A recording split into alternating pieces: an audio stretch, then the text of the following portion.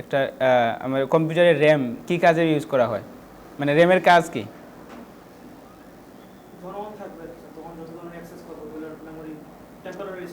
হ্যাঁ, টেম্পোরারি, যেমন random access memory. মেমোরিটা কী করে র্যান্ডমলি অ্যাক্সেস করবে, আমি যাই ব্রাউজ করি, যাই কাজ করি এখানে ওর সমস্ত ডাটাগুলো কোথায় মানে অ্যাক্সেস করে র্যামে, এটা বলছিলাম, দেন ভুলে গেছেন, একজনের মনে আছে শুধু, আরও জিজ্ঞেস করবো? আচ্ছা, মানে বাসায় যিনি এই জিনিসগুলো জানা থাকা দরকার, যদি আপনার না দেখে থাকেন আবার আজকে কি আসে আবার দেখবেন, ঠিক আছে? তো চলেন আমরা আজকে বেসিক ইন্টারনেট সম্পর্কে আমরা যাব। এটা বেসিক কম্পিউটার ওপেন করে ফেলছি। বেসিক কম্পিউটার না, আমরা কি দরকার, বেসিক ইন্টারনেট দরকার।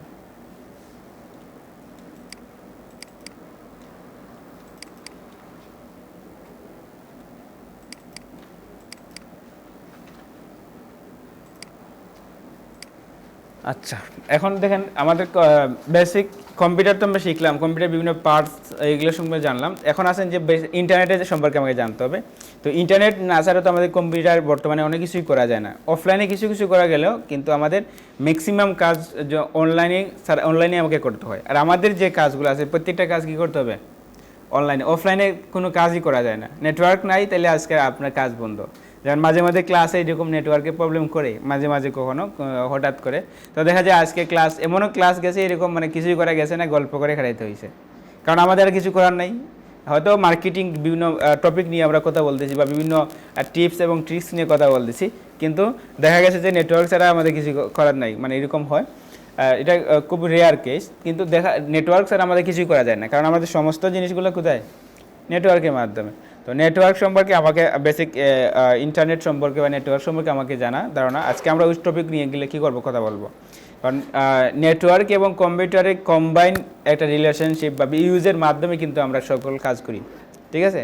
যেমন এখন আমি ধরেন কম্পিউটার পার্টস জানি, কিন্তু ইন্টারনেট সম্পর্কে আমার আইডিয়া কম, দেখা যাবে আমি ওই পার্টসগুলো ইউজ করতে পারতেছি না, ঠিক আছে? কম্পিউটারটা আমি ইউজ করতে পারতেছি না প্রপারলি। সো এই জিনিসগুলো আজকে চলো আমরা ইন্টারনেট সম্পর্কে জানি। যেমন এখন টপিকস টু লার্ন, মানে আজকে যে টপিকগুলো আমরা লার্ন করবো, what is internet, how internet work, তারপর কি মিডিয়া, ইন্টারনেট কানেকশন, ইন্টারনেট ব্রাউজারগুলো আমরা বলবো, what is internet browser, use of the internet browser, যেমন মজিলা ফায়ারফক্স, গুগল ক্রোম, এই সকল বিষয়গুলো আমরা জানবো। তো এই যে আজকের বা গত ক্লাসে মানে ক্লাসটা ছিল থিওরিক্যাল, আজকের ক্লাসটাও থিওরি, ঠিক আছে? এর জন্য আমাকে বেশি কথা বলতে হবে, আপনারা কি চুপচাপ করে বেশি বেশি করে শুনবেন। এখন যদি চুপচাপ করে ঘুমান তাহলে শোনা হইলো না, কাজে আসলো না, কী করতে হবে, চুপচাপই শুনতে হবে বেশি করে, ঠিক আছে? আর কোনো কিছু ডাউট থাকলে সাথে সাথে কোয়েশ্চেন করবেন। যেহেতু থিওরিক্যাল ক্লাস, এজন্য হতে পারে ঘুম আসতেই পারে, স্বাভাবিক, কারণ আপনারা তো চুপ আছেন এই জন্য। তারপরে টপিকস আরও আছে, ইউজ অফ দ্য ইন্টারনেট, আমরা কীভাবে ইন্টারনেটগুলো আমরা ইউজ করি, এই বিজনেস, স্টাডি, বুকস, অনলাইন জবের ক্ষেত্রে ইনফরমেশনের জন্য আমরা ইন্টারনেটগুলো ইউজ করি। বা তারপরে লিঙ্কডিন, আচ্ছা লিঙ্কডিন এখানে দেখানো হবে না, important of LinkedIn account creation, এটাগুলো আগে করা হইতো, এখানে আমরা এখন লিঙ্কডিনটা আমরা লাস্টে দেখবো, কারণ LinkedIn is the one of the best market places বর্তমানে। আমি সচরাচর সবচেয়ে আমাদের স্টুডেন্টের সাকসেস রেশিওর বেশিরভাগ ইনকাম করছে লিঙ্কডিন থেকে, বুঝছেন? ম্যাক্সিমাম ইনকাম লিঙ্কডিন, এমনকি অনেক ভালো ভালো মানে পজিশন, ওদের অ্যাকাউন্টগুলো অনেক ভালো লেভেলের, ঠিক আছে? সো লিঙ্কডিন আমরা ধরি আর কি, লিঙ্কডিন একটা প্রধান মাধ্যম ধরি ক্লায়েন্ট হান্টিংয়ের, বিশেষ করে আমার ম্যাক্সিমাম ক্লায়েন্ট লিঙ্কডিন থেকে। সো লিঙ্কডিনটা হচ্ছে প্রধান একটা, যেন আমরা কয়েকদিন পরে আমরা যখন আরও কী করি, ক্লাস শিখি, মানে আমাদের একটু কম্পিউটার সম্পর্কে নলেজ আসুক বা আমরা একটা ম্যাচুরিটি বাড়ুক কম্পিউটার রিলেটেড, তখন আমরা লিঙ্কডিন নিয়ে দেখাবো। গুগল সার্চ ইঞ্জিন, এগুলো আমরা জিমেল ক্রিয়েশন, গুগল ড্রাইভ, এগুলো আমাদের আগামী ক্লাসে থাকবে টপিকগুলো। আজকের যে আমরা টপিকগুলো থাকবে মেইনলি এটা, হোয়াট ইজ ইন্টারনেট, ইন্টারনেট কীভাবে কাজ করে, বিভিন্ন ব্রাউজার সম্পর্কে, এবং ইউজ অফ ইন্টারনেট সম্পর্কে কীভাবে কাজ করে। চলেন আমরা একটা একটা করে শুরু করি। ইন্ট্রোডাকশন কি, ইন্ট্রোডাকশন অফ ইন্টারনেট, ইন্টারনেট কি আমরা সেটা জানি। হোয়াট ইজ ইন্টারনেট, যদি আমি এখন প্রশ্ন করি ইন্টারনেট কি, ইন্টারন্যাশনাল নেটওয়ার্ক। আচ্ছা, আর কি বলবেন কিছু? ইন্টারনেট আমি জানি না। আচ্ছা দেখেন তো এখানে কী বলা আছে, internet, what is internet, the internet is a global network. এটা ইন্টারনেট কি, একটা গ্লোবাল নেটওয়ার্ক। এটা কী করে, কি belongs of a computer and other electronic device with the internet, it's possible to access almost any information communicated with any one else in the world and do much more, মানে এখন এর চেয়ে আরও বেশি কিছু করা যায়। আচ্ছা, এখানে একটু তারা সংজ্ঞাভাবে বলছে, আমি যদি এখন আপনাকে এক্সপ্লেনেশন করি হোয়াট ইজ ইন্টারনেট। যেমন আমি বইয়ে পড়ছি, যেমন আইসিটি, ইন্টারে আইসিটি বইয়ে আছে। ইন্টারনেট কি? ইন্টারনেট একটা হলো গ্লোবাল নেটওয়ার্ক, যার মাধ্যমে বিশ্বের বিভিন্ন প্রান্তের মানে ইন্টারনেট হলো বিশ্বের বিভিন্ন প্রান্তের সংযুক্তকারী নেটওয়ার্ক, বিভিন্ন কম্পিউটারগুলোর সংযুক্তকারী নেটওয়ার্কে কী বলা হয়? ইন্টারনেট। এটা এরকম একটা সংজ্ঞা আছে কিন্তু আইসিটি বইয়ে, দেখছিলেন? ইন্টারে কারা কারা পড়েন? ইন্টারে নাই? আইসিটি প্রথম অধ্যায় তো ইন্টারনেট, এবং প্রথম অধ্যায় আইসিটির প্রথম অধ্যায় প্রথম সংজ্ঞা। হ্যাঁ, ইন্টারনেটের মাধ্যমে তথ্য আদান প্রদান হয়, মানে সংজ্ঞাটা আমি বলতেছি। যেমন আইসিটি বই রয়েছে, ইন্টারনেট হলো বিশ্বের বিভিন্ন প্রান্তের সংযুক্তকারী কম্পিউটারগুলোকে সংযুক্তকারী নেটওয়ার্ক, যেমন এটাকে বলে ইন্টারনেট। ইন্টারনেটের মাধ্যমে আমরা ইন্টারনেটের মাধ্যমে কিন্তু কানেক্ট হই। যেমন আমরা তখন আমাদের কেউ রিলেটিভ আছে, ইউকেতে আছে, কানাডাতে আছে, তাদের সাথে আমরা কীভাবে কানেক্ট হই? ইন্টারনেটের থ্রুতে কানেক্ট হই। তো ইন্টারনেট হচ্ছে গ্লোবাল নেটওয়ার্ক, যার মাধ্যমে বিশ্বের যে কোনো প্রান্ত থেকে আমাদের মানুষজনকে কী করতে পারি? অ্যাক্সেস করতে পারি, বা তাদের সাথে কানেক্ট করতে পারি, বা ইন্টারনেটের থ্রুতে আমরা যে কোনো ধরনের ইনফরমেশন জানতে পারি। ধরুন বর্তমানে যদি আমি কানাডার সম্পর্কে একটা ইনফরমেশন জানতে চাই, তাহলে আমরা কি কোথায় সার্চ করব? ইন্টারনেটে ব্রাউজারে গিয়ে সার্চ করবো, তখন আমরা তার ইনফরমেশনগুলো আমরা পেয়ে যাবো, তাই না? যেমন বিশ্বের যে কোনো প্রান্তের ইনফরমেশন আমরা কালেক্ট করার জন্য কিসের মাধ্যমে পারি? ইন্টারনেটের থ্রুতেই কালেক্ট করতে পারি। তাহলে ইন্টারনেট যদি জিনিসটা কি, সেটাকে বুঝছি আমরা একটু হলে বুঝছি যে ইন্টারনেটটা হচ্ছে এমন একটা সংযুক্তকারী মানে বিশাল একটা নেটওয়ার্ক, যেমন গ্লোবাল নেটওয়ার্ক, যার থ্রুতে আমরা কী করতে পারি? সমস্ত ইনফরমেশন, বই পড়া, অনলাইন গেম, হ্যাঁ, তথ্য আদান প্রদান, ছবি সেন্ড করতে পারি, ভিডিও সেন্ড করতে পারি। কিসের মাধ্যমে? ইন্টারনেটের থ্রুতে। যদি আমার ফোনে ইন্টারনেট কানেকশন না থাকে, তাহলে আমি কি ফেসবুক ব্রাউজ করতে পারবো না, মানে কোনো কিছুই করা যাবে না। সো তাহলে এক কথা যদি আমরা বলি what is internet, internet is the global network. এটা বিশ্বের বিভিন্ন প্রান্তে সংযুক্ত কম্পিউটারগুলোর সাথে সংযুক্তকারী যে বিশাল নেটওয়ার্ক, এটাকে বলা কি? ইন্টারনেট। আচ্ছা, ইউ ক্যান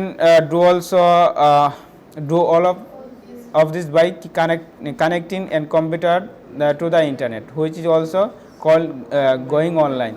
যেমন আমরা যখন অনলাইন কানেক্ট থাকে, ইন্টারনেটটা কোনো ডিভাইসটা কানেক্ট থাকে, তখন কী করি? এটাকে আমরা বলি অনলাইনে আছে। আর যখন আমরা ডিসকানেক্ট থাকি ইন্টারনেট থেকে, তখন আমরা অফলাইনে থাকি, এরকম আছে।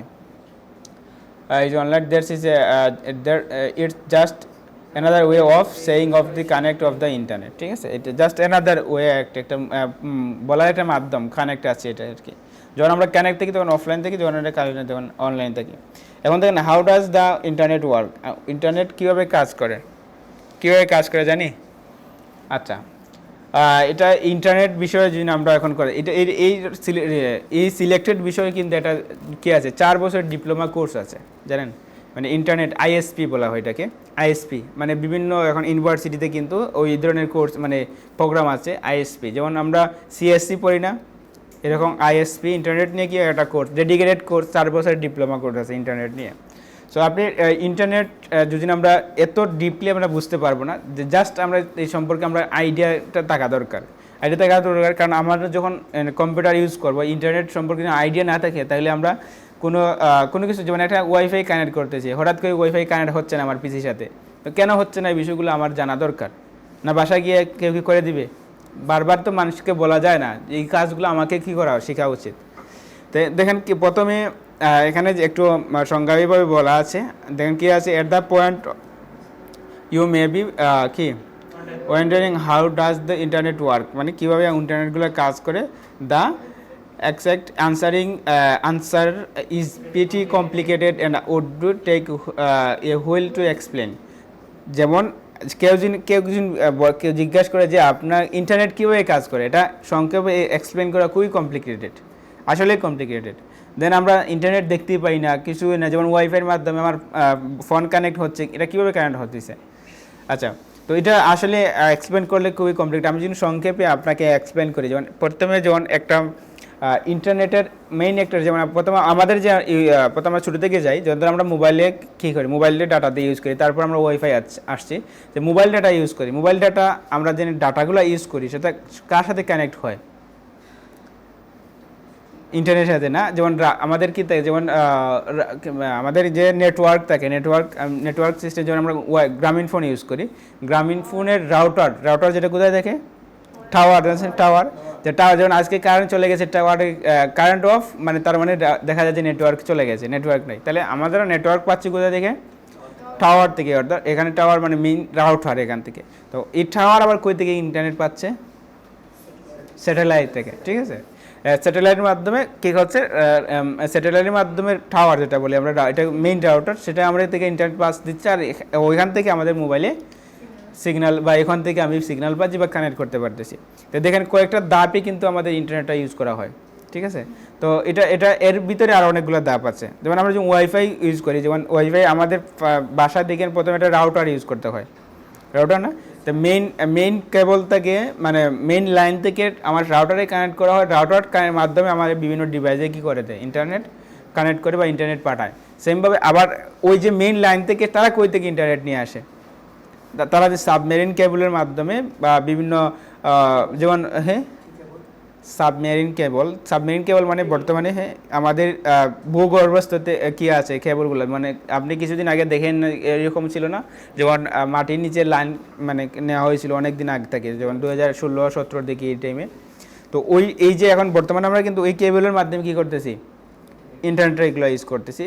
তো ইন্টারনেট হাব, এখানে একটা অনেকগুলো হাব মেশিন আছে, মেশিনটাকে মানে স্যাটেলাইট থেকে কানেক্ট করে, স্যাটেলাইটের মাধ্যমে কী করা হয়, কানেক্ট করা হয়, ওইখান থেকে বিভিন্ন জায়গায় বিভিন্ন স্টেশনে কী করে সাপ্লাই করা হয়, ঠিক আছে। এখানে দেখেন আপনি একটা যেমন পিকচার দেখতে পারতেছেন যে ফিজিক্যাল কেবলস এবং যেমন বিভিন্ন কেবলসের মাধ্যমে আমরা কী করে কানেক্ট করি। এখানে দেখেন আমাদের প্রথমে একটা স্টেশন দেখাচ্ছে, এখানে অনেকগুলা হাব বা নেটওয়ার্ক স্টেশন যেটা এখানে কানেক্ট করতেছে। ওইখান থেকে কি করে, ফার্স্ট অফ অল দেখেন এখান থেকে প্রথমে কোথা থেকে আসছে, যেমন এগুলো ডিভাইস বিভিন্ন হাব, মানে এটা একটা কি, এটা সিপিইউ না, এই সিপিইউ, আচ্ছা এটা সিপিইউ না। ফার্স্ট অফ অল দেখেন ওই হাব থেকে আমাদের যেমন আমরা মেইন যে কানেক্ট করি, যেমন যে কোনো একটা নেটওয়ার্ক লাইন বা কারেন্ট, যেমন ম্যানুয়াল আইটি ধরেন, বা ওরকম আইটির নাম বলেন, কয়েকটা নাম বলেন আপনারা কে কোনটা ইউজ করেন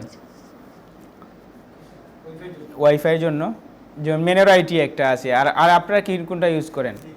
লিঙ্ক 3 আছে এরকম।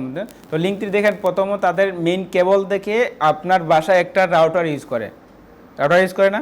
তো ওইটাতে কেবল সংযোগ দিয়ে তখন ওই রাউটার থেকে আমাদের ডিফারেন্ট জায়গায় ডিফারেন্ট ডিভাইসে কানেক্ট করে।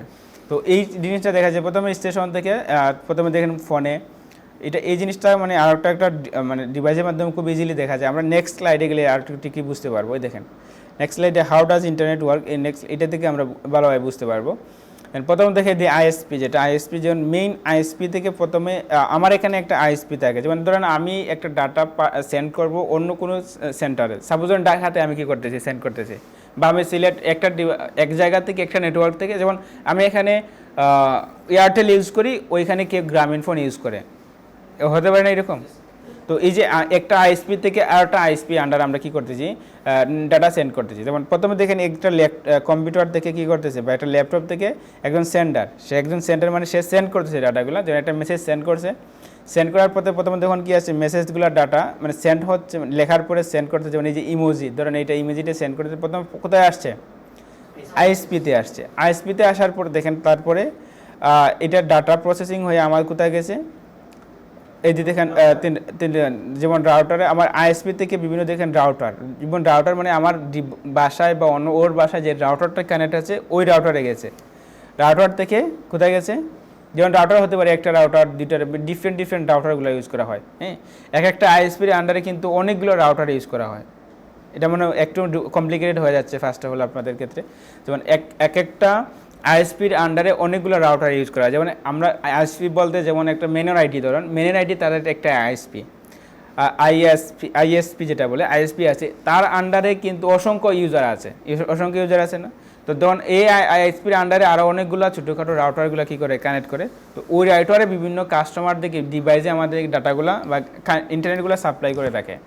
তো তখন আইএসপি থেকে রাউটারের মাধ্যমে কোথায় আসছে, যে রিসিপিয়েন্ট মানে যে লোকেশনে যে আইপিতে সে সেন্ড করতেছে, যাকে আপনি সেন্ড করতেছে ওই ডাটার মধ্যে এখানে আসে মেসেজ ডাটা কি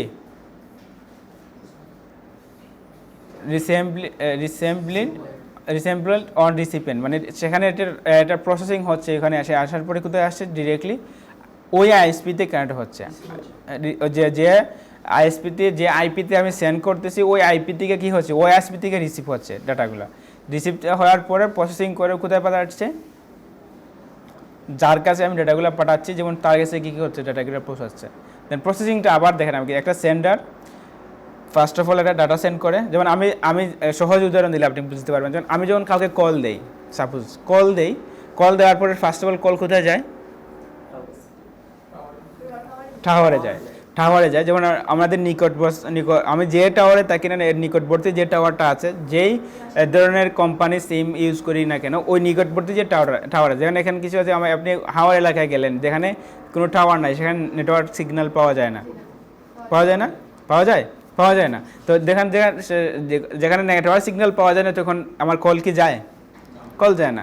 তখন আমি যখন কাউকে কল করি, তখন ওই যে আমার নিকটবর্তী যে টাওয়ারটা আছে ওইখানে কি কলটা, ওইটাতে ফার্স্ট অফ অল কলটা সেন্টার ওইখান থেকে এখানে মানে প্রথমে টাওয়ারে রাউট করে যেমন এত কলের মাধ্যমে সেম সিমের বা সেম, যেমন প্রত্যেকটা 11-10টা নাম্বার সেম, একটা নাম্বার কি বেশ কম, এরকম নাম্বার তো এরকম থাকে না, যেমন সব নাম্বার ঠিক একটা, এরকম রাউট করে যে আমি নাম্বারে কল দিছি সেইটাকে ফাইন্ড আউট করে ওই যে লোকেশনে মানুষজন আছে তার ওইখানে যে টাওয়ার আছে ওইখানে সিগন্যাল পাঠায়। মানে এই কাজগুলো অনেক মিনি সেকেন্ডে হয়ে যায়, যার কারণে আমরা বুঝতে পারি না। প্রথমে আবার বলতেছি, যেমন আমি কাউকে কল দিই বা কোনো কাউকে হোয়াটসঅ্যাপে একটা মেসেজ দিলাম বা কাউকে আমি কল দিলে সহজে বুঝতে পারবেন, তখন কলটা কোথায় যায়, টাওয়ারে যায়। টাওয়ারে এখানে রাউট করে যে তাই সে লোকেশন ট্র্যাক করে যে ওই যে নাম্বারটা আছে ওটা কোন জায়গায় আছে।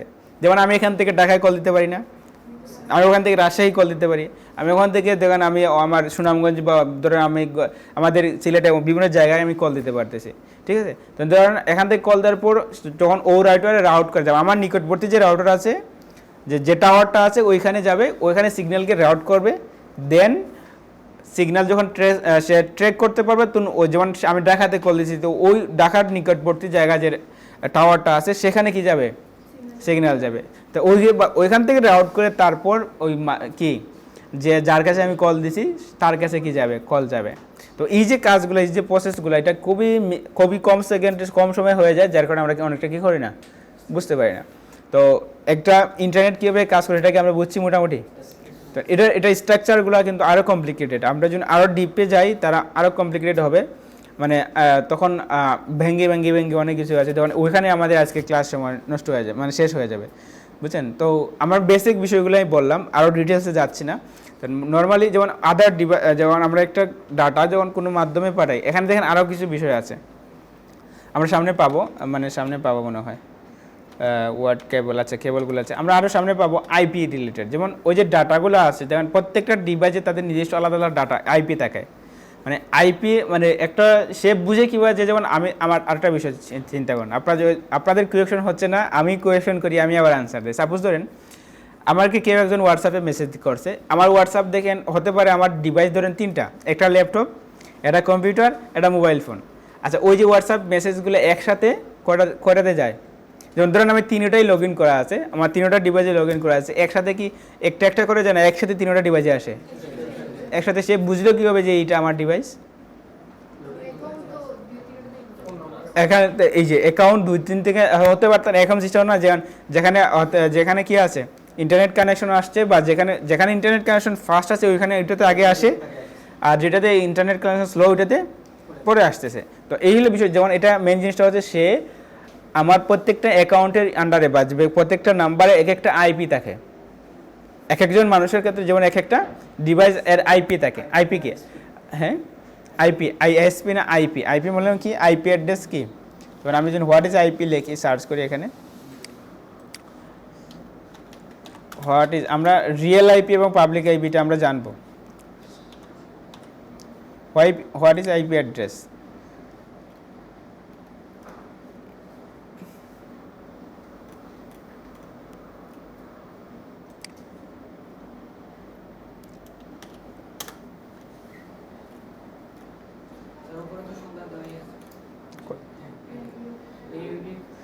হ্যাঁ দেন unique string capture that I define each computer using the internal protocol communicated over the network. যেমন ইন্টারনেট প্রোটোকল, যে এক একটা কম্পিউটারে বা এক একটা ডিভাইসে তার নিজস্ব কী থাকে, তার নিজস্ব আইপি ও আইপির মধ্যে কানেক্ট করে। যেমন আমার এই ডিভাইসের আইপি কি আপনার আইপি কি সেম কিনা দেখেন তো। মাই আইপি অ্যাড্রেস লিখে সার্চ দিই, সরি মাই আইপি অ্যাড্রেস জন্য আপনি সার্চ করেন, প্রত্যেকটাই আমাদের একটা নিজস্ব আইপি আমাদের পাবো। এই যে হ্যাঁ আমাদের IP, what is my IP, যেমন এটা হলো আমাদের আইপি, এই ডিভাইসের আইপি অ্যাড্রেস। আপনি যে আপনার বাসায় গিয়ে নেটওয়ার্ক কানেক্ট করে আপনি সার্চ করে দেখেন যে আপনার এখানে আলাদা আইপি থাকবে, এখানে একটা আইপি, আপনাদের প্রত্যেকটা ডিভাইসে আলাদা আইপি। তো মানে মানুষজন আমাকে চিনে কারণ ওই আইপির মাধ্যমে আমাকে কী করে নেটওয়ার্কে চিনে, ঠিক আছে। তখন দেখা যায় যে হয়তো আমি কি আমাকে মেসেজ দিয়েছি, আপনাকে চলে যেতে পারতো, ঠিক না, বা অন্য কাউকে মেসেজ আরও জন কিছু চলে যেতে পারে। তো এই যে চলে যায়, এখন ফরওয়ার্ডিং করা হয় বা অনেক কিছু আছে সিস্টেম যেটার মাধ্যমে করা হয়, কিন্তু নর্মালি যাকে সেন্ড করছি তাকে এসে যাবে, কারণ কি আমাকে আইপি ট্রেক করে কি করে আমাকে সে যায়। আচ্ছা, এটা আর ডিটেলস যাওয়ার প্রয়োজন নেই। আমরা নর্মালি যেভাবে বুঝতে পারছি যে একটা নেটওয়ার্ক কীভাবে কাজ করে, কাজটা হচ্ছে যে প্রথমত আমাদের এক একটা মানে সেন্ডার বা রিসিভার যারা আছে, সেন্ডার কাছ থেকেই প্রথমে আমাদের রেকর্ড করতে আইএসপিতে যাবে, আইএসপি থেকে রাউটারের মাধ্যমে কি যাবে, ওই যে লোকেশনে আমি সেন্ড করতেছি ওই আইএসপিতে যাবে, সেখান থেকে রাউট করে যে লোকেশনে আমাকে পাঠাইছি সেই তার কাছে কী করবে, সেন্ড করবে। বুঝা গেছে বিষয়টা? এটা নর্মাল প্রসেস, আর কিছুই না। তারপর দেখেন আমরা আর জন্য ইন্টারনেট মিডিয়া, আমরা এটি সম্পর্কে জানি। What is the web. সেটা আমরা গতদিন একটু মনে বলছিলাম, প্রথম ক্লাসে বলছিলাম মানে ওয়েব বলছিলাম না একটু। আচ্ছা, ওয়েবটা কি?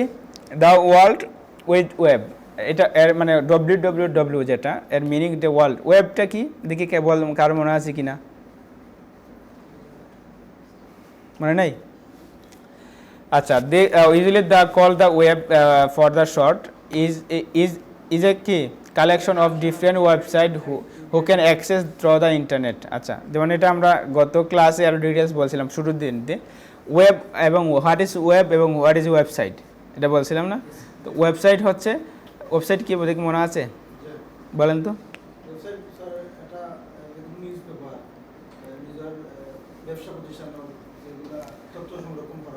আমার নিজের ডাটাগুলো রাখি আমরা যেখানে, যেটার মাধ্যমে এটা হলো ওয়েবসাইট, হতে পারে পোর্টফোলিও, হতে পারে বিজনেস, যে কোনো ক্ষেত্রে এখানে যা রাখবো ওইগুলাই কী করবে মানুষজন শো করবে।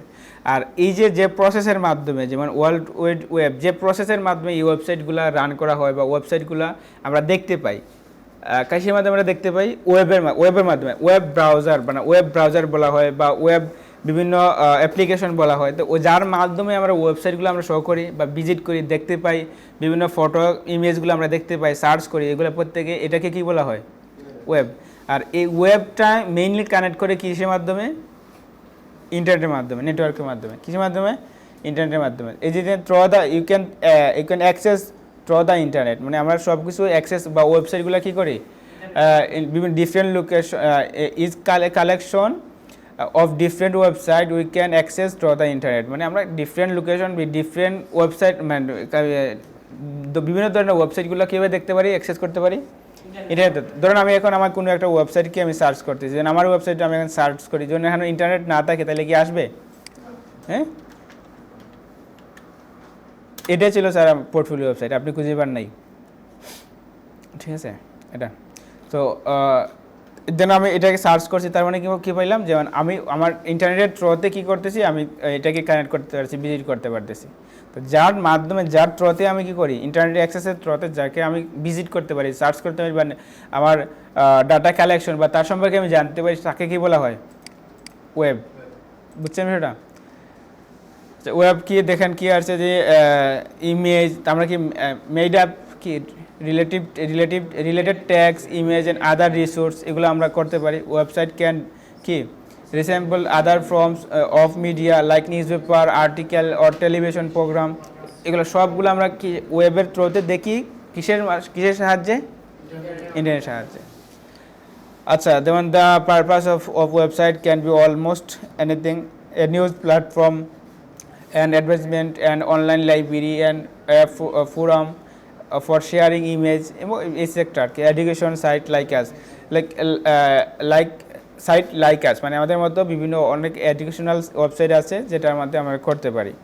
মানে ইন্টারনেটের থ্রুতে আমরা এই সকল বিষয় অ্যাক্সেস করি, আর যার থ্রুতে আমরা পাই এগুলা ওয়েবের থ্রুতে, ওয়েব ব্রাউজার বলি না, কয়েকটা ওয়েব ব্রাউজার যেমন মজিলা, ক্রোম, মানে অপেরা মিনি, এগুলো হলো ওয়েব ব্রাউজার। তো এই ওয়েবের থ্রুতেই আমি কী করি, ওয়েবসাইটটা সার্চ করি, আমার বিভিন্ন ডাটাগুলো কালেক্ট করি, ইনফরমেশন কালেক্ট করি, বিভিন্ন ধরুন কোর্স, তাকে কোর্সগুলো দেখি বা মানুষের সম্পর্কে জানতে পারি, পোর্টফোলিও ওয়েবসাইট দেখতে পারি, কার মাধ্যমে, কার থ্রুতে, ইন্টারনেটের ইউজের মাধ্যমে, ঠিক আছে। আচ্ছা, তারপরে এই যে একটা ওই যে ফায়ার অপটিক কেবল, আচ্ছা ফাইবার অপটিক কেবলটা কি, মানে আমাদের ইন্টারনেট যখন আমরা ইউজ করি, তো এটা হচ্ছে ওয়্যারলেস, এটা হচ্ছে কেবল, যেটা আর কি কেবলের থ্রুতে, যেমন কেবলের থ্রুতে আমরা ইন্টারনেটটা ইউজ করতে পারি, আবার ওয়্যারলেস অর্থাৎ ওয়াইফাইয়ের মাধ্যমে, ওয়াইফাই যেটা আমরা বলি ওয়্যারলেস মাধ্যমে কি ইন্টারনেট ইউজ করতে পারি। ফাইবার অপটিক কেবল কি সেটা আপনি এখানে একটু পরে, মানে আমরা এটার কি আর কি জাস্ট এক্সপ্লেনেশনটা আছে কীভাবে মানে ফাইবার অপটিক্যাল কীভাবে কাজ করে, যে কী দেখেন একটু আমরা যদি রিডিং পড়ি, ঠিক আছে। A fiber optic cable is a network cable that কি হবে connect of glass fiber inside the insulated casing আচ্ছা, তারপরে the design for long distance high performance data network, এটা তো বোঝা মানে ইজিলি না পড়লেই বোঝা যাচ্ছে। যেমন নেটওয়ার্ক কানেক্ট আমরা দুইভাবে করতে পারি, দুইভাবে আমরা সামনে পাচ্ছি। এবার প্রথমটা যেটা মানে ফাইবার অপটিক কেবলের মাধ্যমে, যেমন ধরেন আমরা ওই যে কোনো নেটওয়ার্ক স্টেশন, নেটওয়ার্ক বা যে কোম্পানি যেটা আছে, যেমন মেনর আইটি বললাম, তারপরে লিঙ্কট্রি, তারা যখন আমার বাসা পর্যন্ত নিয়ে আসে, সে কীভাবে নিয়ে আসে, কেবলের মধ্যে নিয়ে আসে না, কেবলের থ্রুতে ইন্টারনেটগুলো নিয়ে আসে না, মানে ওয়্যারলেস নিয়ে আসে কেবলের মাধ্যমে। আর কেবল দিয়ে নিয়ে আসার কারণ হচ্ছে যাতে পারফরমেন্স, তারপরে লং ডিস্টেন্স এর উপর ডিপেন্ড করে আমরা কেবল ইউজ করা হয়। আবার যখন আমরা একটা রুমের ভিতরে বা কিছু অফিসে আমরা কি করি, ওয়্যারলেসটা ইউজ করি, বা লং মানে শর্ট ডিস্টেন্স যেখান থেকে আমরা ইজিলি নেটওয়ার্ক কানেক্ট করতে পারি, ওয়্যারলেস বা রাউটারের মাধ্যমে ইউজ করি। তাহলে ফাইবার অপটিক কেবলটা কি পাইলাম, যে এটা ইন্টারনেট কেবল, নেটওয়ার্ক প্রোভাইড করা হয় কেবলের মাধ্যমে, যেমন কী ক্ষেত্রে হাই পারফরমেন্সের জন্য, লং ডিস্টেন্সের জন্য এটা এই ধরনের কী করা হয়, কেবল ইউজ করা হয়। আপনার একটু রিডিং পড়লে পারবেন, যেমন fibre optic cable support much of the world internet, মানে সব ধরনের ম্যাক্সিমাম ইন্টারনেটগুলো সাপোর্ট করে, সব ধরনের ফাইবার অপটিক কেবল দিয়ে শুধু ইন্টারনেট, যেমন আমরা যে টিভির ডিস্ক লাইন, যেগুলো আমরা টিভির ডিস্ক লাইনগুলো দেখি, সেটা কীভাবে এই ফাইবার অপটিক কেবলগুলোর মাধ্যমে ডিস্ক লাইন কী দিয়ে কানেক্ট করা থাকে, কেবল দিয়ে কানেক্ট। যেমন এতে কী আছে, ইন্টারনেট কেবল কি টেলিভিশন অ্যান্ড টেলিফোন সিস্টেম, সবগুলোতে এই ধরনের কেবলগুলো ইউজ করা হয়। তাহলে নেটওয়ার্ক আমরা কেবলের মাধ্যমে ইউজ করতে পারি, আমরা সামনে ওয়্যারলেস পাবো। তারপর আরেকটা আছে কি, ইউটিপি ল্যান কেবল, যেটা আমরা ইউজ করে থাকি আমাদের কম্পিউটারগুলোর সাথে, আমরা কানেক্ট করতে থাকি ইউটিউবে, এই ধরনের ল্যান কেবলগুলো আমরা ইউজ করে থাকি। তো ল্যান কেবলের আমরা পোর্টগুলো দেখছিলাম না গত ক্লাসে, এই পোর্টগুলো আমরা এই দেন তার পোর্টের ছবিসহ হচ্ছে খুব সুন্দরভাবে দেওয়া আছে এখানে। তো এটার জন্য আমরা একটু রিডিং পড়ি, কি আছে, ইউটিউবে স্ট্যান্ড অফ কি আনশিল্ডেড টুইস্ট পেয়ার কেবল, এটাকে বলা হয় টুইস্ট পেয়ার কেবল, এটা মনে রাখি না। বা টুইস্ট পেয়ার কেবল কোন ল্যান কেবল না ফাইবার কেবলকে বলা হয়, ল্যান কেবলকে বলা। এগুলো কিন্তু আপনার আইসিটি বইতে পাবেন, যারা ইন্টার পরীক্ষা দিবেন তাদের কাজে লাগবে, এগুলো কিন্তু শর্ট প্রশ্ন থাকে। আচ্ছা, তারপর UTP cable is a 100 OHM copper cable that constitute of the unshielded twist pair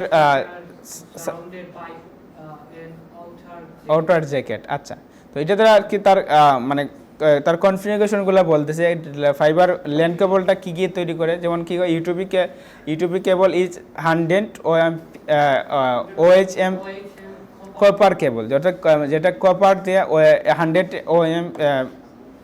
OM দ্বারা কী করা তৈরি করা, দ্যাট কনস্টিটিউট কি 202 থেকে 1800 টুইস্ট পেয়ার কী করবে, হ্যাঁ 2 থেকে 1800 কি আনস্প্লিটেড টুইস্ট পেয়ার সারাউন্ডেড, মানে বিস্তৃত বাই অ্যান আউটার জ্যাকেট, তাদের আউটার যে জ্যাকেটটা আছে, জ্যাকেট মানে তাদের আউটার জ্যাকেট, এটা কি 200 থেকে মানে তাদের ইউনিটগুলো বোঝাচ্ছে আর কি, হয়তো এখানে 2 থেকে 1800 কি আনশিল্ডেড। আনশিল্ডেড মিনিং কি? আনশিল্ডেড, হ্যাঁ আবরণ, আবরণ, ঠিক আছে, আনশিল্ডেড আবরণ, আবরণ, আনশিল্ডেড দেখা, আনশিল্ডেড মানে আবরণহীন, ঠিক আছে। আচ্ছা, তো এটা মানে ইউটিউবি ল্যান্ড কেবল যেটা বলছিলাম, যে আমরা প্রথম বললাম ফাইবার অপটিক কেবল, যার মধ্যে আমাদের ইন্টারনেটগুলো কানেকশন করা হয় লং লাস্টেড এবং হাই পারফরমেন্স ক্ষেত্রে, এবং যেমন ডিস্ক লাইন হতে পারে বা বিভিন্ন ল্যান্ড কেবল, বিভিন্ন ইন্টারনেট কানেকশনের ক্ষেত্রে, বিভিন্ন ক্ষেত্রে। তো এটা কি আমরা ফাইবার অপটিক কেবল ইউজ করি। আর একটা হচ্ছে কি ইউটিউবি ল্যান্ড কেবল, আমাদের মানে এটা তার কনফিগারেশনটা বলতেছে। আর নর্মালি আমরা ইউজ করি বিভিন্ন, যেমন রাউটার টু বিভিন্ন ডেস্কটপ বা বিভিন্ন ডিভাইসের ক্ষেত্রে, রাউটার টু বিভিন্ন ডিভাইসে, আমরা ল্যাপটপের সাথে কানেক্ট করতে পারি, আমাদের ডেস্কটপের সাথে কানেক্ট করে আমাদের বিভিন্ন মানে এই ধরনের ফাইবার ল্যান্ড কেবলটা আমরা ইউজ করে থাকি। আর এই ফাইবার অপটিক কেবল কিন্তু আমরা আমাদের বিভিন্ন ডিভাইসে কী করা হয় না, কানেক্ট করা হয় না, এটা লং ডিস্টেন্স নেটওয়ার্কের ক্ষেত্রে। যেমন ধরো আমার মেনর আইটি তাদের অফিস হইলেও কি, তাতে আইএসপি, মানে আইএসপি বলতে কি, যেমন নেটওয়ার্কের যে সেন্টার, নেটওয়ার্ক সেন্টারটা যেটা হলো ধরুন জিন্দাবাজার, এখন আমার এখানে কি দরকার, তার ইন্টারনেটের সার্ভিসটা দিবে, তো ওইখান থেকে কি ল্যান্ড কেবলে নিয়ে আসবো না ফাইবার অপটিক কেবলে নিয়ে আসবো? ফাইবার অপটিক কেবল থেকে আমরা কী করবো, নিয়ে আসবো। আর আমাদের যেমন ওই রাউটার থেকে আমরা যে কেবলগুলো ইউজ করা হয়, যেখানে এই যে কেবলগুলো ইউজ করা হয়েছে, এই যে কেবলটা, এটা কি, এই যে সাদা রঙের যে কেবলটা আছে ল্যান্ড কেবল হিসাবে ইউজ করা হয়েছে ডিভাইসে, ঠিক আছে, যেটা মানে লং ডিস্টেন্স না, শর্ট ডিস্টেন্সগুলোতে ইউজ করা হয়। তারপর দেখেন ওয়াইফাই তো আর আমরা সহজে বুঝি, সবাই ইউজ করি। ওয়াইফাই কি? Wifi is a wireless networking technology that use radio wave to provide wireless high speed internet access. যেমন আমরা ওয়াইফাইটা আমরা ওয়্যারলেস, যেটা আর কি তারবিহীন, যেটা এক কথায় তারবিহীন আমরা কি নেটওয়ার্ক অ্যাক্সেস পেয়ে থাকি। আচ্ছা, a common misconception is that term Wi-Fi is short from wireless fidelity. However, Wi-Fi is a trademark phrase that refers standard. আচ্ছা, এই স্ট্যান্ডার্ডে মানে however Wi-Fi trademark phrase that refers to IEEE 808, এটা কি standard, এটা means কি বোঝাচ্ছে?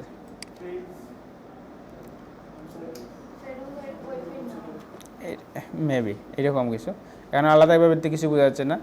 A common যাই হোক, এটা তাহলে ওয়াইফাই এবং ওয়্যারলেস যে নেটওয়ার্কিং টেকনোলজিটা আমরা বুঝলাম কি, ওয়াইফাইয়ের মাধ্যমে যেমন রেডিও ওয়েভস দ্বারা কী করা হয়, রেডিও ওয়েভের মাধ্যমে, যেমন ওয়্যারলেস তারবিহীন যে নেটওয়ার্ক সিস্টেমটা, যেমন আমাদের মোবাইল ফোনের সাথে যে আমরা ইন্টারনেটগুলো কানেক্ট করি, এটা তো সিমের ব্রাউজারের মাধ্যমে, আর ওটা কি আমাদের ওয়াইফাইতে আমরা ওয়্যারলেস কী করি, মানে কানেক্ট করি, ওয়্যারলেস ওয়াইফাই হিসেবে ইউজ করি। তো ওয়াইফাই আমাদের however is wifi is trademark phrase that refers to.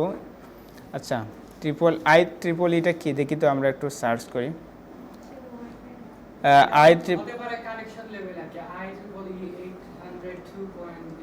দেখি তো, এটা সার্চ করে IEEE,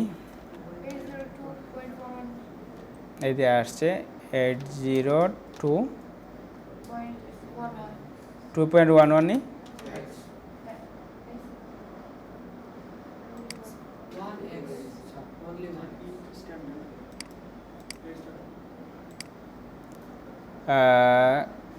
11X, এটা সার্চ করলে আসছে। আচ্ছা, উইকিপিডিয়াতে আমরা পড়লে পাবো। আচ্ছা, standard of the port based network access control. আচ্ছা, PNSE, যেটা is a part of the IEEE, এটা গ্রুপ নেটওয়ার্কিং কি, ইট প্রোভাইড অ্যান অথেন্টিকেশন, বুঝছে, হ্যাঁ ঠিক আছে, বুঝছে এটা। আচ্ছা ওকে, তারপরে আমরা যেটা এটাতে বুঝলাম, এটা হচ্ছে যেমন আমরা আমাদের ওয়াইফাই যেটা আছে, যেমন কম্পিউটারের যে জিনিসগুলো যেটা আমরা ইউজ করি, যেমন এখানে আইপি অ্যাড্রেস আছে, আইপি অ্যাড্রেসগুলো আছে, আর এখানে যে ওয়্যারলেসটা আছে, ওয়্যারলেসগুলোতে যে আইপি বা যে স্ট্যান্ডার্ডে ডাটা বা কানেকশন বিল্ড আপ হয় বা ডাটা প্রসেসিং হয়, সেটা হচ্ছে কি এই IEEE 802.11x স্ট্যান্ডার্ডস। এই স্ট্যান্ডার্ড ডাটাগুলো কী করা হয়, ট্রান্সফার হয় বা নেটওয়ার্কগুলো কানেক্ট হয়। ওইটা এখান এগুলো পড়লে বোঝা যাবে। দেখছেন এগুলো কিন্তু আইএসপি ওই যে গ্র্যাজুয়েশনের লেভেলের পড়ালেখা এখানে মানে এটা করা হয়েছে। এটা দিয়ে এখন অনেক বড় মানে করা হচ্ছে বর্তমানে, বা এটা দিকে পড়ালেখা করলে তারপর স্যাটেলাইটে যে কাজ করার মানে সুযোগ মিলে, স্যাটেলাইট নিয়ে কাজ করা ওই দিক দিকে যাওয়া হয়। আচ্ছা, আমাদের এতটুকু জানলেই হবে। দেন আসেন কি আইপি অ্যাড্রেস। এই জিনিসটা one of the most important part আমাদের জন্য। এই আইপি অ্যাড্রেস নিয়ে আমাদের আরও মানে ডিটেলস কথা বলা হবে যখন আমরা মার্কেটিংয়ে যাব তখন নিয়ে। তো আইপি অ্যাড্রেসটা মেন কি, আইপি হলো ইন্টারনেট প্রোটোকল, মানে যার মাধ্যমে ডাটা পাস হয়, ডাটা প্রসেসিং হয়, ডাটা পাস হয়, ডাটা আমরা দেখতে পাই যে address is an address of your network hardware. So it helps in connect your computer to other device on your network and over the world. মানে সারা বিশ্বে এটা connect করা হয়। and IP address is made up a number of characters. আচ্ছা, IP address আমাদের এখন বর্তমানে দুই ধরনের আইপি অ্যাড্রেস পাই, IP4 ভার্সন 4 এবং ভার্সন 6। ভার্সন 4গুলো কী নাম্বারগুলো চিনে রাখেন। ভার্সন 4 নাম্বারগুলো মেড আপ অফ নাম্বার যেমন 255 এটা ইউজ করা হয়। অ্যান্ড ভার্সন 6-এর ক্ষেত্রে এখন বর্তমানে কী করা হয়, এটা এই ধরনের ক্যারেক্টারগুলো ইউজ করা হয়, যেমন আলফাবেট ইউজ করা হয় এবং নাম্বার ইউজ করা হয়। আর ভার্সন 4 ইজ অনলি নাম্বার, ঠিক আছে। তো ভার্সন 6 এবং ভার্সন 4-এর মধ্যে তফাৎ কী, মানে কী করা হয়েছে, যেমন আগে ভার্সন 4টা আসছিল, যেমন এটা আগের যে নেটওয়ার্কগুলো ইউজ করে, যে ভার্সন 4 থেকে ভার্সন 6-এর স্পিড বেশি। আমাদের এখানে ভার্সন 6টা ইউজ করা হয়। ভার্সন 6টা এখন আসে আমরা একটু এক্সপ্লেন করি। ভার্সন 4টা হচ্ছে আমাদের বর্তমানে আমরা পাবলিক আইপি হিসেবে ইউজ করি, রিয়েল আইপি না, রিয়েল আইপি। এবং ভার্সন 6 এখন রিয়েল আইপি, মানে এটা রিয়েল বলতে বোঝায় ডেডিকেটেড আইপি। ডেডিকেটেড আইপি বলতে আমার ডিভাইসের জন্য শুধুমাত্র আমার এই আইপি। ডেডিকেটেড আইপি বলতে মানে রিয়েল আইপি ও ডেডিকেটেড আইপি একই জিনিস, যেটা হচ্ছে শুধুমাত্র একটা ডিভাইসে, আমার ডিভাইসে শুধুমাত্র এই আইপি। এটা কিন্তু এর প্রাইসও কিন্তু অনেক বেশি। আপনি যদি কোনো ওই যে ডাটা সেন্টার যেখান থেকে আমরা ওয়াইফাই নিয়ে আসেন, তাকে বলে যে আমার রিয়েল আইপি দরকার, ডেডিকেটেড আইপি আমার, দেখবেন বলবে 5,000 টাকা লাগবে, মানে মান্থলি ফি 5,000 2,000 এরকম দিতে হয়, বুঝলেন, আরও বেশি দিতে হয় ডেডিকেটেড আইপি বলতে এটা হচ্ছে যে শুধুমাত্র আমার ডিভাইসে এই আইপিটা ইউজ করা হবে, বুঝছেন। আর শেয়ার আইপি মানে আমার এই আইপি আন্ডারে আরও সাব আইপি অনেকজন মানুষ কানেক্ট করতে পারে, বুঝলেন নাই। শেয়ার আইপি হচ্ছে এই আমার আইপি একটা আছে, যেমন একই আইপির আন্ডারে আর অনেকগুলো আইপি কী করে কানেক্ট করে, অনেকটা ডিভাইস কানেক্ট করতে পারে। আর ডেডিকেটেড আইপি একই আইপির থেকে একটা ডিভাইস কানেক্ট করে। তো শেয়ার আইপি এবং ডেডিকেটেড আইপি আমাদের দরকার হবে আগে আরও সামনের ক্লাসে। আমরা ফাইবার যখন ক্লাস আসবো, ফাইবারে আমাদের ডেডিকেটেড আইপি দরকার হয়। অনেক সময় শেয়ার আইপি বিশাল সমস্যা করে, আইডি চলে যায়, আইডিতে অনেক প্রবলেম করে ফাইবারে। আমরা ডেডিকেটেড আইপি নিয়ে আরও ডিটেলসগুলো আলোচনা করবো। এই মুহূর্তে আমরা যেহেতু আমাদের সামনে এই নিয়ে আলোচনা আছে, ওখানে এই বিষয়গুলো আমরা আর স্কেপ করতে। আইপি অ্যাড্রেসটা কী সেটা বুঝছি, আইপিটা কি কে বলবেন, কাকে ধরাবো, কে মনোযোগী আছেন? ইন্টারনেট প্রোটোকল, যার মাধ্যমে ডাটা কী হয়, প্রসেস হয়, আদান প্রদান হয় ইন্টারনেটের মাধ্যমে। এবং একটা ডিভাইসের সাথে কী হয়, আইপি দ্বারাই কানেক্ট করা হয় একটা ডিভাইস নেটওয়ার্ক। আর একটা নেটওয়ার্কগুলো একটা ডিভাইস থেকে আরেকটা ডিভাইসে কানেক্ট করা হয় কী দিয়ে, আইপির মাধ্যমে, আইপি অ্যাড্রেস দ্বারা। যেমন ওই যে আমাদের ধরেন আপনি একটা ফোন কী হয়েছে হারছে, বা ফোন ট্র্যাক করে কীভাবে, আইপি অ্যাড্রেস মাধ্যমে। বা আমরা ইএমআই নাম্বার বলে, ইএমআই নাম্বার দিয়ে তার আইপি অ্যাড্রেস দিয়ে কী করে ফোনগুলো ট্র্যাক করে। আপনার আইপি অ্যাড্রেস পাইলে আপনি কোথায় কী আছেন, যেমন হ্যাকাররা যে আমার ডিভাইসগুলো হ্যাক করে, লোকেশনগুলো ট্র্যাক করে, এগুলো প্রত্যেক কী দ্বারা, আইপি অ্যাড্রেস দ্বারা, ঠিক আছে। ট্র্যাক করে সব কিছু আইপি অ্যাড্রেস দ্বারা ট্র্যাক করা হয়। আচ্ছা, তার টাইপ অফ ইন্টারনেট, ইন্টারনেটকে টাইপ বিভিন্ন মানে টাইপ অফ ইন্টারনেট সার্ভিস, মানে বিভিন্ন ধরনের ইন্টারনেট সার্ভিসগুলো নিয়ে এখন আলোচনা করা হচ্ছে এখানে। প্রথমে টাইপ অফ ইন্টারনেট সার্ভিসগুলো দেখেন কি আছে। The type of internet service you choose will largely depended which internet service provide, ISP যেটা, আইএসপি মানে সার্ভার, যেটা আইএসপি মেইন সার্ভার আর কি মেইন সার্ভ ইউর এরিয়া, মানে আইএসপি মেইনলি এটা সার্ভার, মেইনলি সার্ভার কি আমরা পাবো আর সামনে। সার্ভারটা হচ্ছে ডাটা, যে সার্ভার দুজন, এটা নেটওয়ার্ক সার্ভার যেখানে ডাটাগুলো মেইন ইন্টারনেটগুলো এখান থেকে কী করা হয়, ট্রান্সফার করা হয় বিভিন্ন রাউটারের মাধ্যমে। আর আরেকটা সার্ভার হচ্ছে যেখানে আমার ডাটাগুলো স্টোর করা হয়, ঠিক আছে। আচ্ছা, along with the type of service that they offer, here are some common type of internet service. কয়েকটা common type of internet service. Dial up চিনি না, এটা কি ডায়াল আপ টেলিফোন, যেটা আমরা কল রিসিভারও আছে এবং কলও করা যায়, কলও করতে পারে, কল সেন্ড করতে রিসিভও করতে পারে। তখন এটা আমরা যখন পরে কি আছে দেখেন তো, একটু পড়েন তো। This is generally the slowest type of internet connection, মানে এটা মনে রাখেন, ডায়াল আপ এটা সবচেয়ে স্লোয়েস্ট, মানে সবচেয়ে স্লো ইন্টারনেট কানেকশন যেটা, and you should probably avoid it unless it is the only service available in your area. যেমন ডায়াল পেডটা হচ্ছে কি শুধুমাত্র এরিয়া ভিত্তিক, যেমন আমাদের এখানে আমাদের যদি একটা অফিস এনভায়রনমেন্ট থাকে, ওই এনভায়রনমেন্টে যেমন একজনের সাথে অন্যজন কানেক্ট করার জন্য ইউজ করা হয়, মানে এটা একটা বা এখনকার ক্ষেত্রে ডেভেলপ করা হয়েছে, কিন্তু এটা ডায়াল আপ মেইনলি অফিসের মধ্যে কিন্তু ইউজ করা হয়। যেমন রিলেটেড এরিয়া, মানে দেখেন কি আছে, এটা বলছে dial up serve the available in your area, মানে আমাদের এরিয়া ভিত্তিক কী করা হয়, এটা কাজ করে, সার্ভ করে ইন্টারনেটগুলো। তারপরে আছে কি আছে, টাইপ অফ ইন্টারনেট ডিএসএল। আচ্ছা, ডিএসএলটা তারপরে আছে কেবলের মাধ্যমে, তারপরে কি স্যাটেলাইট, তারপরে 3G এবং 4G। আচ্ছা, তারপরে একটু রিডিং আমি একটু পরে আপনার বাসায় গিয়ে আবার এটা পড়িয়েন দেখেন। ডিএসএলটা কি, DSL service use to A broadband connection, যেটা আমাদের এই যে এর আগে ছিল যে ব্রডব্যান্ড কানেকশনগুলো, যেমন মডেমের মাধ্যমে আমাদের ইউজ করা হতো। মডেম চিনেন না? মডেম কি চিনেন? মডেম আছে আপনাদের?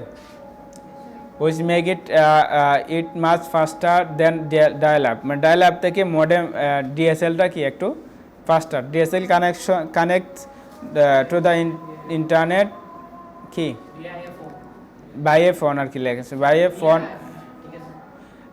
Phone line but does not require to have a কি landline at home.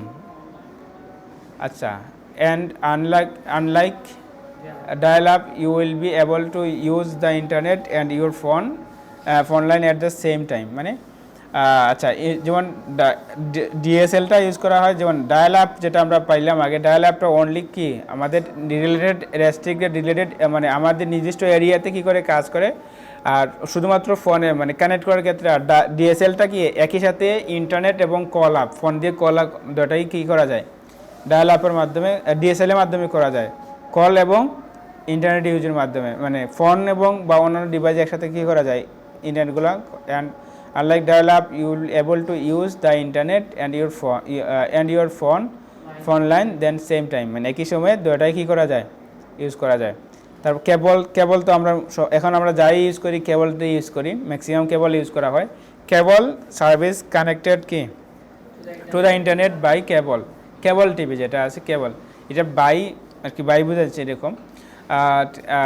although you need to have cable TV in order to get it use a broadband connection and can be faster than both dial up and DSLR service যেটা, however it not only available where cable TV is available, মানে এটা সব জায়গায় কি নাই available না, only কেবল টিভিতে মানে কেবল টিভিতে অ্যাভেলেবেল। যেমন আমাদের এই যে আর যেটা আর কি কেবল যেগুলো আমাদের যে ল্যান্ডলাইন কেবল যেটা ইউজ করি আমরা, ল্যান্ডলাইন আছে আপনার কি মানে ম্যাক্সিমাম তো ওয়াইফাই ইউজ করে বাসা বাড়িতে।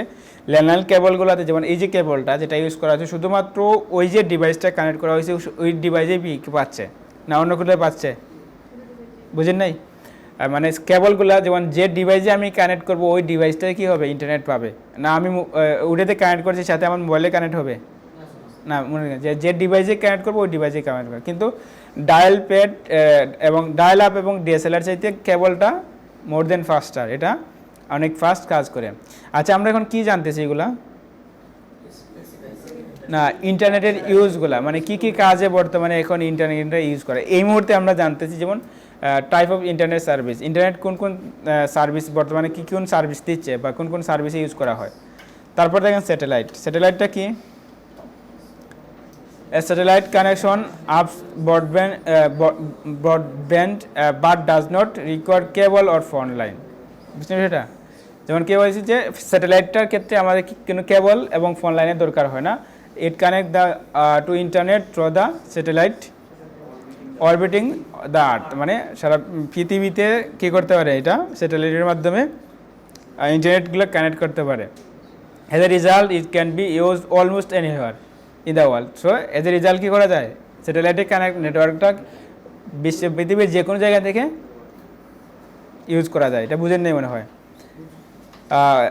Age a result it can be use almost anywhere in the world, মানে বিশ্বের যে কোনো জায়গা থেকে এই কেবলটা মানে ইউজ করা যায়, মানে ইন্টারনেট ইউজ করা যায় কিসের মাধ্যমে? স্যাটেলাইটে ইন্টারনেটের মাধ্যমে। আচ্ছা দেন আসেন কী আছে যে satellite connection are also usually slower than DSL or cable, মানে স্যাটেলাইট কানেকশনটা কি আছে কি ডিএসএল এবং কেবলের চেয়ে কি একটু স্লোয়ার। কারণ কি এটা তো ওয়ার্ল্ড ওয়াইড দিচ্ছে, ডিএসএল যেটা হচ্ছে আর কেবল যেটা এটা আমাদের একটা নির্দিষ্ট ডিভাইস থেকে সম্পূর্ণটাই এই ডিভাইসে পাচ্ছে। আর এটা যেহেতু স্যাটেলাইটে ওয়ার্ল্ড ওয়াইড যে কোনো থেকে ইউজ করে তখন বেশি সংখ্যক মানুষ কানেক্ট হইতে পারে, সব জায়গাতে কানেক্ট হয়ে যায়, এটা ওদের তুলনায় একটু স্লোয়ার কাজ করে। তারপর 3G এবং 4G, এটা তার ফোন লাগবে না, এটা আমরা সবাই ইউজ করি ফোনে। বর্তমানে 5G চলে আসছে, 5G ফোন পাওয়া যায় এখন। বর্তমানে 4G ইউজ করি না ইন্টারনেট, 4G বা অনেক মোবাইলেতে নর্মালি 5Gও চলে আসছে। যেমন 3G and 4G service almost কি commonly use with the mobile phone, আমরা মোবাইল ফোনে এইগুলো ইউজ করি। And it connect wireless through ISP network, মানে ওয়্যারলেসের মাধ্যমে আমরা কী করি আইএসপি নেটওয়ার্কের সাথে আমরা এটা কানেক্ট করি। আইএসপি তো বুঝছি আমরা, আইএসপিটা কি ডাটা সেন্টার বা ইন্টারনেট সেন্টার, এটা সার্ভার ধরতে পারি যেখানে থেকে ডাটাগুলো প্রসেসিং করা হয়, পাস করা হয় অন্যান্য ডিফারেন্ট লোকেশনে। আচ্ছা however this type of connection are not always as a fast DSL or cable, মানে কানেকশনটা আর নট মানে ডিএসএল এবং কেবল যে ইন্টারনেট সার্ভিসগুলোর থেকে কি নেয় ফাস্ট নেয়। অবশ্যই ওয়াইফাই কি ওয়াইফাই বলতে ডিএসএল এবং কেবল যেটা এটাকে ওয়াইফাই বলতেছে। ওয়াইফাই থেকে কিন্তু 3G এবং 4G থেকে কোনটা ফাস্ট? ডিএসএল এবং কেবলগুলোই ফাস্ট তুলনামূলকভাবে। They will also limit the amount of data you can use each month, মানে লিমিট থাকে এমন ডাটা আপনি ইউজ করতে পারবেন প্রত্যেক মাসে, which isn't the case with most broadband plans, মানে যার কারণে কি which isn't the case with most broadband plans, প্ল্যানগুলো ব্রডব্যান্ড প্ল্যানের মধ্যে কি নয়, এই সকল কারণে এটা ব্রডব্যান্ডের মধ্যে কি ইউজ করা যায় না নাকি। আচ্ছা তারপরে দেখেন ইন্টারনেট ব্রাউজার। আচ্ছা ইন্টারনেট ব্রাউজার কি getting access the internet browser, কীভাবে ইন্টারনেট ব্রাউজারগুলো আমরা কাজ করি বা কীভাবে আমরা অ্যাক্সেস করতে পারি সেটা দেখেন। আচ্ছা যদি এখানে আমরা রিডিংটি পড়ি, ব্রাউজার অল্টারনেটিভলি কি refer the as a web browser or internet browser. A browser is a software program, মনে রাখেন a browser is a software program to present and explore connect on the World Wide Web. Those pieces of connect included picture, videos and web page are connected using hyperlink and classified with URL. URL means টা হচ্ছে কি uniform resource identifiers. This page is an example of the web page that can be viewed using browser. আচ্ছা, তো মানে this is এই পেজটা আর কি বোঝা যাচ্ছে এটা একটা ওয়েব পেজ, এটা আমরা প্র্যাকটিক্যালি দেখবো, জাস্ট আমি রিডিং পড়তেছি আর কি। যেমন HTML কি, HTML মিনিংটা হাইপারটেক্সট মার্কআপ ল্যাঙ্গুয়েজ, আর URLটা ইউনিফর্ম রিসোর্স লোকেটর, আর HTTPS hypertext transfer protocol source. আমরা অনেক সময় আবার পাবো HTTPS বাদে HTTP দিলে হাইপারটেক্সট ট্রান্সফার প্রোটোকল এসটা হচ্ছে আমাদের সিকিউর করার জন্য, যেটা আমাদের ওয়েবসাইটে ইনস্টল করতে হয় SSL সার্টিফিকেট, মানে অর্থাৎ ওয়েবসাইটটা সিকিউর, মানে সিকিউর এখানে কেন বলা হয় যে আমাদের ডাটা যে প্রসেসিং হয়। আচ্ছা, ডাটা প্রসেসিংয়ে যখন এখানে কথা আসছে আরেকটা বলে, যেমন আমাদের যে আমাদের একটা ইমেজ, আমাদের ইমেজগুলো সেন্ড করি, ধরুন আমার একটা ফটো আমি কী করলাম, কোনো একটা লোকেশন আমি সেন্ড করলাম, ফটোটা কীভাবে যায় বলেন তো? প্রত্যেকটা ফটো এক একটা পিক্সেল হয়ে যায়, এক একটা পিক্সেল হয়ে যায়। পিক্সেল বোঝে না, ফটোর কিন্তু পরিমাপে একবার পিক্সেল। হ্যাঁ, নাম্বার অ্যাকাউন্টে এক একটা পিক্সেলে কী করা হয়, মানে ফটো আমাদের যে আমরা ফটো সেন্ড করি, ধরো বলা ফুল একটা ফটো চেঞ্জ করলাম বা অনেক বিশাল একটা ফটো চেঞ্জ করলাম, সেটা কিন্তু একসাথে ওখানে কী না ওই যে নির্দিষ্ট জায়গায় পৌঁছায় না বা ওই ISPতে যায় না, তখন সে একটা পিক্সেল হয়ে কী হয়, ডাটাগুলো ট্রান্সফার হয়। আর এই পিক্সেল যখন সম্পূর্ণ পিক্সেল যাবে তখন দেখেন অনেক সময় দেখেন যে আমার একটা ফটো আমি কী করছি, ওপেন করতেছি, যেমন আস্তে আস্তে এরকম নিচে কী করে দিয়েছে, অর্ধেক আসছে, তারপর সম্পূর্ণটা আসছে, এরকম দেখে না অনেক সময়। তো এটার কারণ হচ্ছে যেমন পিক্সেলগুলা কী আসছে, সবগুলো আসে যেভাবে সেন্ড করছে সেই একইভাবে এখানে এসে কী হয়, প্লেসমেন্ট হয়। আর প্লেসমেন্ট যখন সম্পূর্ণ প্লেসমেন্ট হয় তখন আমরা পরিপূর্ণ ছবিটা দেখতে পাই। এখানে যদি কিছু পিক্সেল মিস হয় তখন দেখা যাবে অর্ধেক আসছে না, মানে সবটা আসছে, খান আসছে না, এরকম আছে ছবি, আছে না এরকম, মানে অর্ধেক আসছে, মুখ আসছে না, তো মানে মানে গলা কেটে গেছে এরকম, তাহলে বোঝা যাচ্ছে এখানে পিক্সেলটা কি হচ্ছে, মিসিং হচ্ছে। তো এই যে ডাটা মিসিংয়ের ক্ষেত্রে আগে এইরকম ডাটা খুব বেশি মিসিং হইতো, যেমন এমন হয়তো যে আমি একটা লোকেশনে পাঠাচ্ছি, দেখা যাচ্ছে যে এটা ওইটা লোকেশনে ডাটাগুলো যাচ্ছে না, বা আমি যে সার্চ করতেছি ওটা সিকিউর ছিল না, তো ওইটার সিকিউর করার ক্ষেত্রে HTTPS যোগ করা হয়েছে, অর্থাৎ হাইপারটেক্সট ট্রান্সফার প্রোটোকল সিকিউর। আর আমাদের ওয়েবসাইটে এগুলো ইউজ করা হবে, যেমন এটাকে বলা হয় SSL সার্টিফিকেট, এটা ইউজ করা হয়, ইনস্টল করা হয়, যাতে ডাটাগুলো কী হয়, সিকিউরলি কী হয়, এখান থেকে মিসিং হয়। যেমন ধরেন আপনার তো একটু ডিটেলস জন্য এখানে একটু অ্যাড করি, যেমন বিভিন্ন হ্যাকাররা যে হ্যাকাররা যে আমাদের বিভিন্ন ওয়েবসাইট, বিভিন্ন ইনফরমেশন হ্যাক করে, তখন আগে কীভাবে হ্যাক করতো, যেমন জানেন এটা, যেমন ডাটা আপনি ওখান থেকে ওই জায়গায় সেন্ড করছেন, মধ্যখানে সে ধরে ফেলে, জানেন, মধ্যখানে ধরা যায়। যেমন ধরুন আপনি ডাটা এক জায়গা থেকে আরেকটা ISP থেকে আরেকটা ISPতে আপনি সেন্ড করতেছেন, এই মধ্যখানে অ্যাটাক করা যায়, মধ্যখানে ধরা যায়, মানে মধ্যখানে ধরা যায়। যেমন এই যে ডাটা যখন একটা সিকিউর মাধ্যমের জন্য আমরা সেন্ড না হয়, তখন এটা এখান থেকে মানে মধ্যখান থেকে কী করে ডাটাগুলো নেওয়া যায়, বুঝছেন? তো আগে এরকম অনেক মানে সমস্যা হতো। হ্যাঁ, এটা সম্ভব কীভাবে সম্ভব, এটা সম্ভব করা আছিল আগে। যেমন ডাটাগুলো তখন কী করা যায় না, মানে সিকিউরলি যখন ট্রান্সফার না হয় তখন মধ্যখান থেকে ডাটা মিস হয়। আগে হ্যাকাররা এই সুযোগটা কাজে লাগাইতো, বুঝছেন? এখন কী হয়, আমাদের হ্যাকিং শেখা লাগবে এখন, বা দেখানো লাগবে, বুঝছেন? এটা করা হয়তো তখন আমরা কী করতে হয়, তখন এই থেকে ডাটা মিস না হলে তখন আমরা সিকিউর প্রসেসটা কী করা হয়েছে, ইনস্টল করা হয়েছে। এখন দেখেন আপনার যখন কোনো ওয়েবসাইটে SSLটা সার্টিফিকেট না থাকে তখন এটা ওয়েবসাইটে ওপেন হয় না, বিভিন্ন ঝামেলা করে, আপনাকে ওয়ার্নিং দেবে, যে আপনার ওয়েবসাইটটা সিকিউর না, ঠিক আছে? সিকিউর আমরা বুঝবো কীভাবে, ধরেন আমি যদি দেখাই আপনার সিকিউর, যেমন যে কোনো একটা এই যে IP অ্যাড্রেস ধরেন, IP অ্যাড্রেস ধরুন এটা কিন্তু ওয়েবসাইট google.com, এটা ওয়েবসাইট, কারণ আপনি এখানে আসলে দেখেন এতে কানেকশন ইজ সিকিউর। কারণ যদি আপনার এটা কানেকশন SSL বা ওই সিকিউর না থাকে, এটাকে আপনাকে রেড দেখাবে, রং দেখাবে যে আপনার ওয়েবসাইট ইজ নট সিকিউর, আপনার ওয়েবসাইটটা সিকিউর না। তো এই যে ডাটা সিকিউর ট্রান্সফার প্রোটোকলটা আপনাকে কী করে, সিকিউরিটি দিচ্ছে ডাটাগুলো, যাতে আমার যে নির্দিষ্ট জায়গায় আমি ডাটাটা ট্রান্সফার করছি ওই জায়গায় পর্যন্ত কী করে পৌঁছায়। আচ্ছা, হোয়াট ইজ ইন্টারনেট ব্রাউজার, তাহলে আমরা বুঝছি browser, this call is browser. যেমন এই যে আমরা একটা ব্রাউজ করতেছি বা উইকিপিডিয়াতে আমরা ব্রাউজ করতেছি, যে কোনো এটা, আর এটা হলো হাইপার টেক্সট ট্রান্সফার, মানে এটা একটা হাইপার লিঙ্ক। এই লিঙ্কের মাধ্যমে যেমন আমি আমাদের আগে আমাদের ওয়েবসাইটের কথা বলছিলাম যে আমি ওয়েবসাইটের দেন এটাও সিকিউর, আমি যদি এখান থেকে দি কানেকশন ইজ সিকিউর মানে HTTPS লেখা আছে, যেখানে দেখবেন অনেক এই ধরনের অনেক সার্ভিস দেওয়া হয়, যেমন আমাদের ফ্রিল্যান্সিং অনেক, যেমন ওয়েবসাইটে SSL ইনস্টল করে দেওয়া, এটা একটা সার্ভিস আছে কিন্তু। তো ওই যে এখানে যেমন তখন আমরা তাদের এখানে ওয়েবসাইটে কি থাকবে HTTP শুধু এস নাই, মানে এস নাই মানে বোঝা যাচ্ছে এটা সিকিউর না, তখন এটাকে সিকিউর করে দিতে হয়, এটা একটা সার্ভিস আছে আমাদের, মানে SSLটা ইনস্টল করে দেওয়া লাগে, তখন ক্লায়েন্ট আপনাকে পেমেন্ট করবে। তো যেমন যে কোনো একটা এই যে এটা হলো, এটাকে বলা হয় কি URL, এটা কি বলা হয় URL, যার মাধ্যমে এই URL এর মাধ্যমে যখন আমরা কোনো ওয়েবসাইট সার্চ করি দেখেন আমার ডাটাগুলো আমরা পাচ্ছি যে পাই, আর এই যে যার মাধ্যমে আমি কি করি সার্চ করি এটাকে কি বলা হয় ওয়েব ব্রাউজার, ঠিক আছে, বা ইন্টারনেট ব্রাউজার, বোঝা গেছে? তা এই আমরা কোন ব্রাউজারটা ইউজ করতেছি বর্তমানে? গুগল ক্রোম ব্রাউজারটা আমরা কি করতেছি ইউজ করতেছি। আচ্ছা, তারপরে আর কি আছে এখানে দেখি, এই যে দেখা যায় what is the internet browser, internet ব্রাউজারগুলো কী কী দেখানে দেখা আছে কি there have been many different web browsers that have come and go over the year, মানে এটা অনেক বছর যাবত চলতেছে।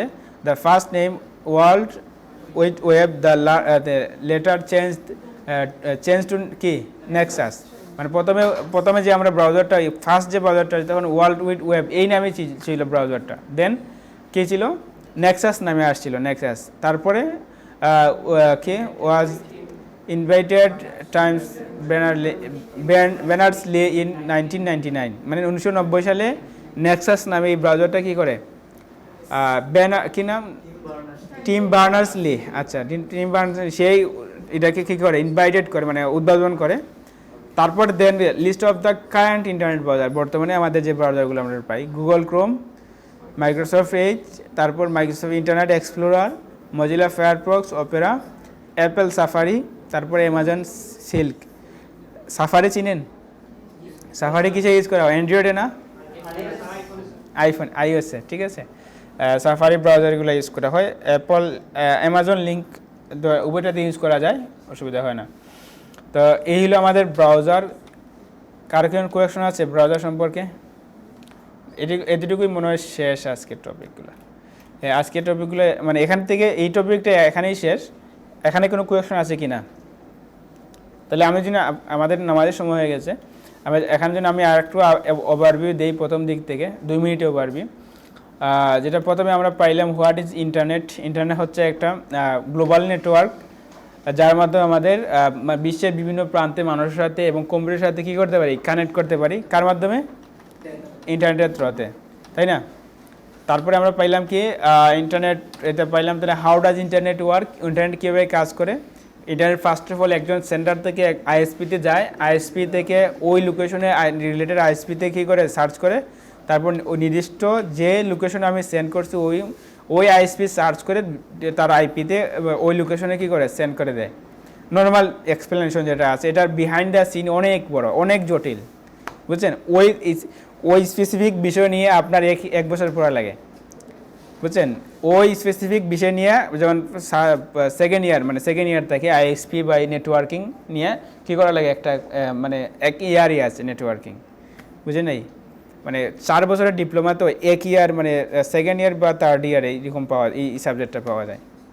তো 1 বছরের পড়ালেখা এক মানে 5 মিনিটই কি হবে? আচ্ছা, তারপর মিডিয়া পাইলাম তারপরে হোয়াট ইজ ওয়েবটাও পাইলাম। ওয়েবটা কি কে বলতে পারবেন? যার থ্রুতে আমাদের বিভিন্ন ওয়েবসাইট বা ওয়েবগুলো আমরা সার্চ করি বা সেখান থেকে ডাটা কালেক্ট করি, ইনফরমেশনগুলো কালেক্ট করি, কিসের থ্রু? ইন্টারনেটের থ্রুতে, যার মাধ্যমে বিভিন্ন ওয়েবসাইট সার্চ করে থাকি, সেটাই হচ্ছে কি ওয়েব ব্রাউজার। ওয়েব ব্রাউজার যেটা আর কি। তারপর আমরা পাইলাম যে ইন্টারনেট আমরা অনেকভাবে ইউজ করতে পারি, একটা হচ্ছে কি যেমন ফাইবার অপটিক কেবলের থ্রুতে, কেবলটা কি কখন ইউজ করা হবে? লং ডিস্টেন্স বা ফাইবার অপটিক কেবল ইউজ করা হবে।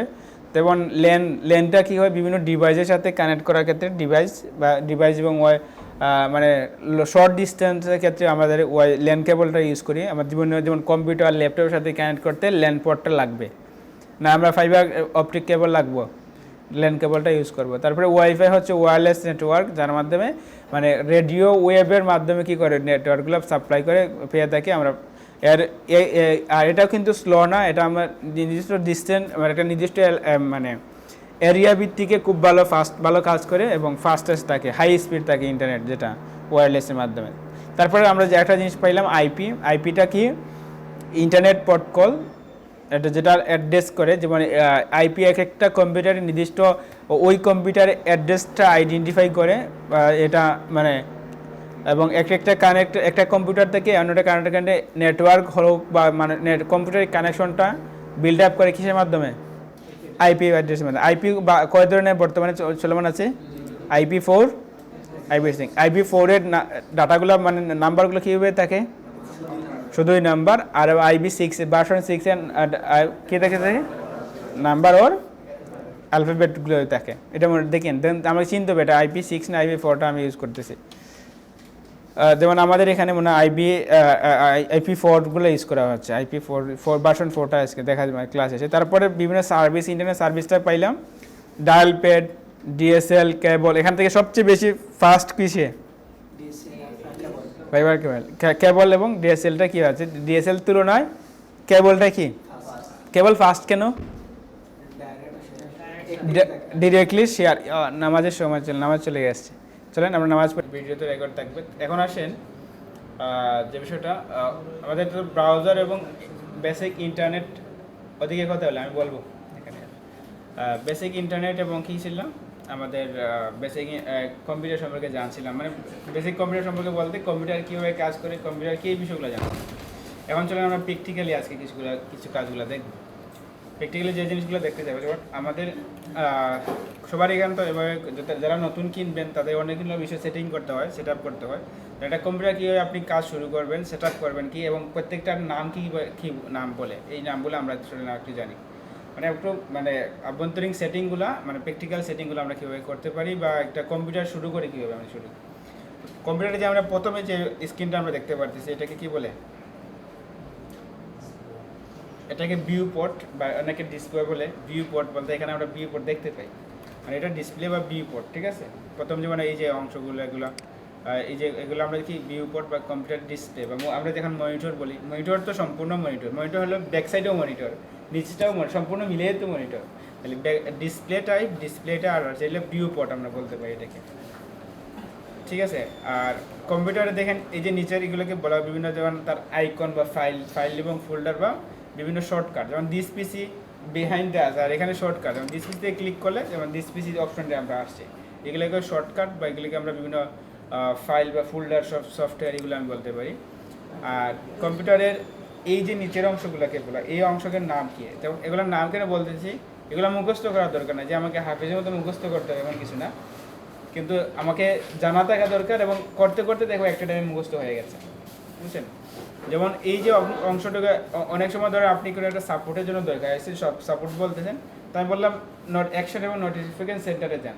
কারণ স্যার নোটিফিকেশন সেন্টার আবার কী বা কোন জায়গায় এটা পাওয়া যায়, এটা জানা দরকার না। যেমন এটা একটা তো স্পেসিফিক একটা নামের দরকার, নামটা যেমন অ্যাকশন এবং নোটিফিকেশন সেন্টারটা হচ্ছে এই যে অংশটাকে বলা হয়, এই যে অংশটুকু এতটুকু, এটাকে বলা হয় কি অ্যাকশন এবং নোটিফিকেশন সেন্টার। আমি সিলেক্ট করে দিন দেখাচ্ছি, এই যে অংশটুকু বলা হয়, এই যে অংশটুকু বেশি সিলেক্ট হয়ে গেছে, আবার সিলেক্ট করি, এটা এখানে নিয়ে আসি সুবিধা হবে। হ্যাঁ, তো এই যে অংশটুকু, এটা এতটুকু, এই যে অতটুকু, এটাগুলো কি বলা হয় অ্যাকশন এবং নোটিফিকেশন সেন্টার। অ্যাকশন বলা হচ্ছে কারণ কি এখানে আপনি যে কোনো ব্রাউজার যে কোনো প্রোগ্রাম রান করেন না কেন, এখানে আমরা দেখতে পারবো যে কোন কোন প্রোগ্রাম রান আছে বর্তমানে, এটা আমরা দেখতে পারি এখান থেকে। মানে সকল অ্যাকশনগুলো এখান থেকে করা হয়। আর নোটিফিকেশন সেন্টার মানে এখান থেকে নোটিফিকেশন, সব নোটিফিকেশনগুলো এখানে পাওয়া যায়। যেমন যেই আমাদের কম্পিউটারের নোটিফিকেশন, ইমেল নোটিফিকেশন, মেসেঞ্জারে, ফেসবুকে যেই নোটিফিকেশন আসে এখানে কোথায় আসবে, এখানে আসবে, বুঝা গেছে। অ্যাকশন এবং নোটিফিকেশন সেন্টার, এখানে অনেকগুলো সেটিংগুলো আছে, বা অ্যাকশন যাই অ্যাকশন করতে হবে বা যে কোনো বিষয়ে আপনি সেট আপ করতে হলে আপনি এখান থেকেই করতে, মানে কানেক্ট, নেটওয়ার্ক, মোবাইল হটস্পট বা এরোপ্লেন মোড, লোকেশন, সবগুলো বিষয় আপনি এখান থেকেই করতে পারবেন। বিপিআর সেট আপগুলো সবগুলো। তারপরে আছে দেখেন এখানে ডেট অ্যান্ড তারিখ, ক্যালেন্ডার এবং ডেট টাইম আপনি এখান থেকে চেঞ্জ করতে পারবেন। হ্যাঁ, তারিখগুলো বা এখানে ক্লিক করলে আর কি সেটিংয়ে চলে যাবেন। জি আসে না। তাহলে এগুলো তারিখ আমরা দেখতে পারতেছি এবং বিভিন্ন বিভিন্ন ইভেন্ট বা বিভিন্ন ইভেন্টগুলো, যেমন আমার আগামী 15 তারিখ বা আগামী 25 তারিখ একটা মিটিং আছে, আপনি চাইলে বিভিন্ন ক্যালেন্ডার বিভিন্ন ইভেন্টগুলো নিটগুলো আপনি কী করতে পারবেন এখানে সাইন আপ করা লাগবে। প্রথমে একটা অ্যাকাউন্ট আপনার জিমেল দিয়ে সাইন আপ করলে এগুলো হয়ে যাবে, এখান থেকে করা যায়। তো সেমভাবে আপনার ল্যাঙ্গুয়েজগুলো চেঞ্জ করা যাবে, এখানে ভলিউম কম বেশি করা যায়। আর এখানে আমরা সবচেয়ে ইম্পর্টেন্ট যে পার্টটা আছে এখানে কীভাবে আমরা নেটওয়ার্ক ইন্টারনেট কানেকশনগুলো ওয়াইফাই কানেকশনগুলো যেটা আছে এটা আমরা করতে পারবো, এখান থেকে আমরা করব। যেমন আমরা বর্তমানে একটা টাইমস স্টুডেন্ট ওয়াইফাই একটা ওয়াইফাই এটাই কানেক্ট করা আছে।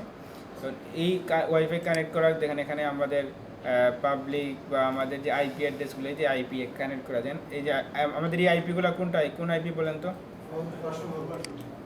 ভার্সন 4।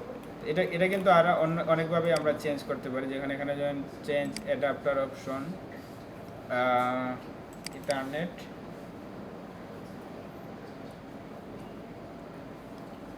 প্রপার্টিজ, এজেন্ট ভার্সন কি ইন্টারনেট প্রোটোকল ভার্সন 4।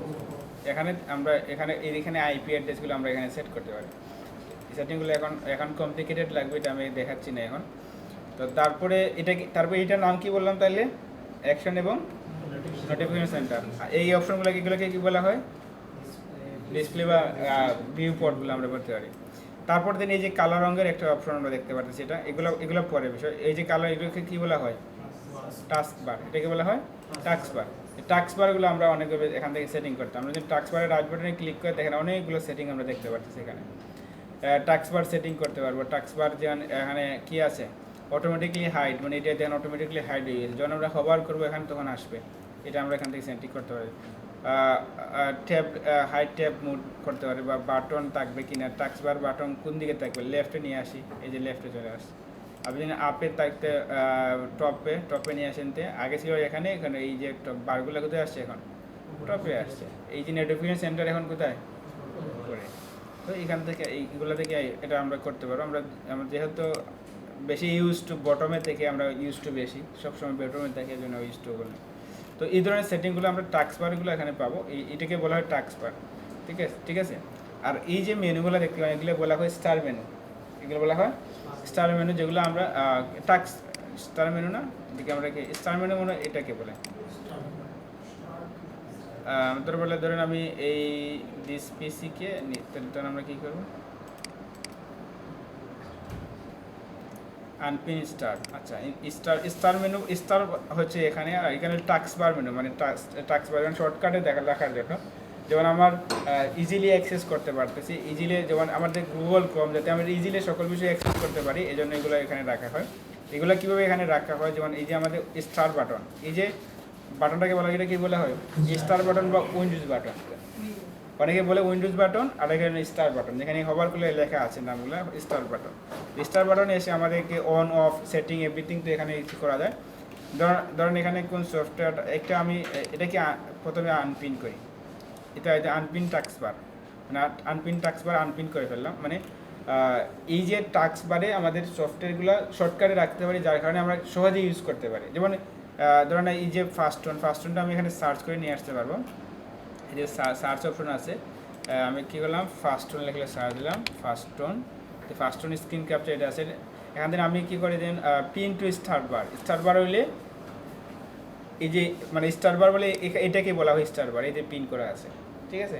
আর এখান থেকে পিন রাইট বাটনে ক্লিক করে যদি আপনি আনপিন স্টার বার যখন ফেলে দেন, তাহলে এখান থেকে স্টার বার থেকে চলে গেছে। আমি আবার এখানে নিয়ে আসবো কীভাবে, তো সার্চ করি ফার্স্টন লিখে, ফার্স্টন দেখেন এখানে রাইট বাটনে ক্লিক করলে আমরা পাবো পিন টু স্টার্ট বার, মানে দেখেন এখানে আমরা এখানে আসি দেখে কীভাবে হচ্ছে এখানে চলে আসছে। আর এখান থেকে যদি আমরা পিন টু টাস্ক বার, বা এখান থেকে আবার টাস্ক বারে আমি কী করতে যাচ্ছি, পিন করতে যাচ্ছি, রাইট বাটনে ক্লিক করলাম, দেখুন পিন টু কি টাস্ক বারে হলে কি এই আমার টাস্ক বারে চলে আসছে এটা ফাইলগুলো। এখানে আমরা রাখি কী কারণে, যাতে শর্টকাটে আমরা ইউজ করতে পারি, বুঝে গেছে। এটাকে ধরে আমরা ড্রাগ অ্যান্ড ড্রপ করে আমরা এক জায়গা থেকে অন্য জায়গায় নিয়ে আসতে পারবো। আচ্ছা, ক্লিক এবং রাইট বাটনে ক্লিক, যেটা কনসেপ্টটা আমরা গত ক্লাসে বুঝেছিলাম, আজকে আবার বলতেছি। ক্লিক বলতে আমরা বুঝাবো কোনটা দিয়ে, লেফট বাটন, মানে আমরা লেফট এবং রাইট মাউসের দুইটা বাটন আমরা পাই। মাউসের বাটন কিন্তু মেইনলি তিনটা, অনেক অনেক মাউসের বাটন 4টা থাকে, অনেক মাউসের মানে কিন্তু মেইনলি তিনটা হলো লেফট রাইট আর ওটা scroll bar, left right scroll bar. যখন আমরা ক্লিক বুঝাবো, ক্লিক বলবো, তাহলে বুঝে নিব কি দিয়ে ক্লিক করছি, রাইট দিয়ে না, হ্যাঁ লেফট দিয়ে। মনে রাখেন কি যখন আমরা ক্লিক করবো তখন যখন আমরা বলছি যে দিস পিসিতে ক্লিক করো, তাহলে ক্লিক মানে লেফট বাটনে আমরা ক্লিক করছি, ডাবল ক্লিক মানে দুইটা ক্লিক করতেছি। আর যখন আমরা বলবো যে রাইট বাটনে ক্লিক করবো, তখন আমরা অলরেডি আমি বলেই দিব যে এখানে রাইট বাটনে ক্লিক করবেন। যখন টাস্ক বারে এসে রাইট বাটনে ক্লিক করবেন, এই রাইট বাটনে মানে বলে দেওয়া আছে। আর ক্লিক বললে বুঝবো আমরা লেফট বাটন দিয়ে কী করতেছি, ক্লিক করতেছি। আচ্ছা ওকে, তো তাহলে এটার নাম পাইলাম স্টার উইন্ডোজ বা স্টার বাটন বা উইন্ডোজ বাটন। এটাকে এই অংশটার নাম পাইলাম কি অ্যাকশন এবং নোটিফিকেশন সেন্টার, এটাকে ডিসপ্লে বা ভিউ পোর্ট বলে, এই যেগুলো নাম। আর এই মেনুগুলোকে বললাম কি টাস্ক বার আইকন। আর এখানে যদি আমরা মেনুগুলো নিয়ে আসছি, এটাকে বলা হয় star icon, star pin, star button বা স্টার আইকন হিসেবে আমরা পিন করলাম।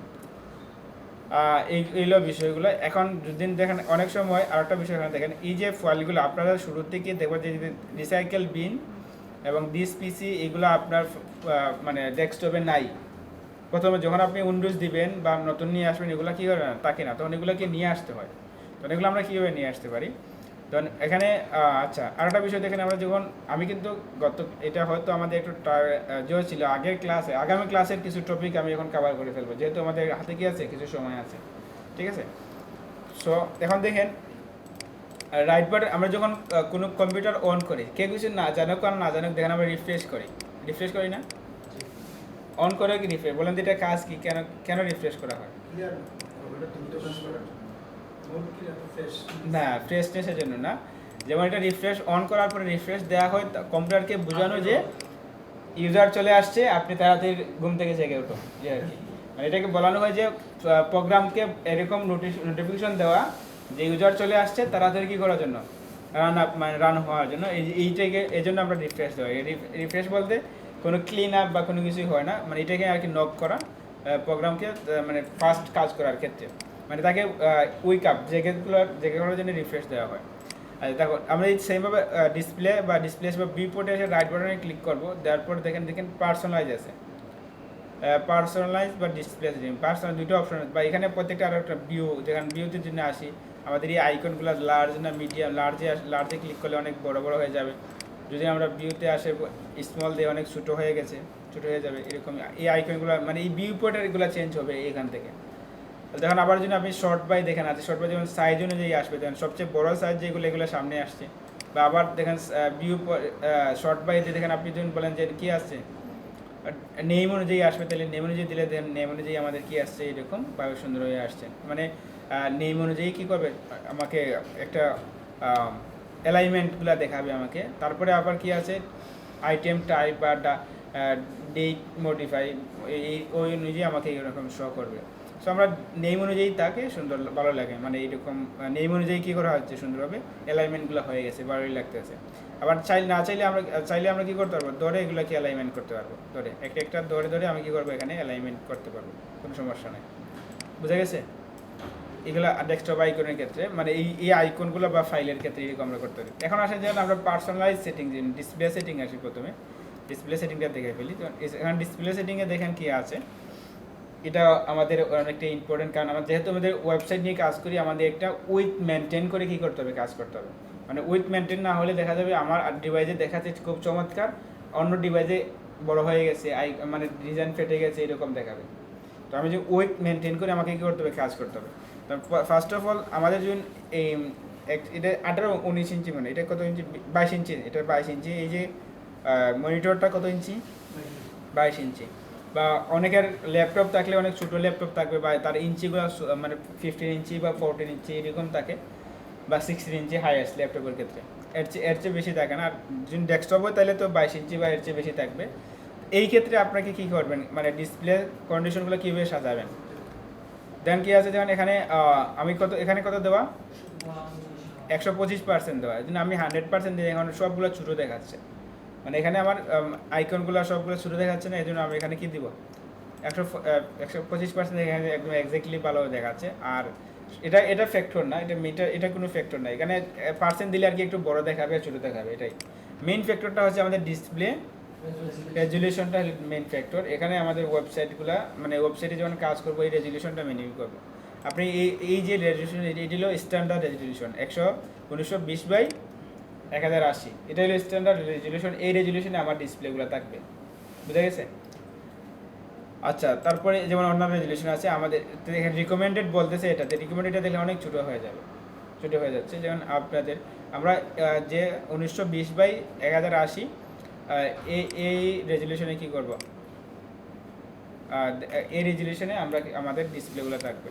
আমরা তাহলে এটা আমরা রাখবো না 1920/1080 রাখবো।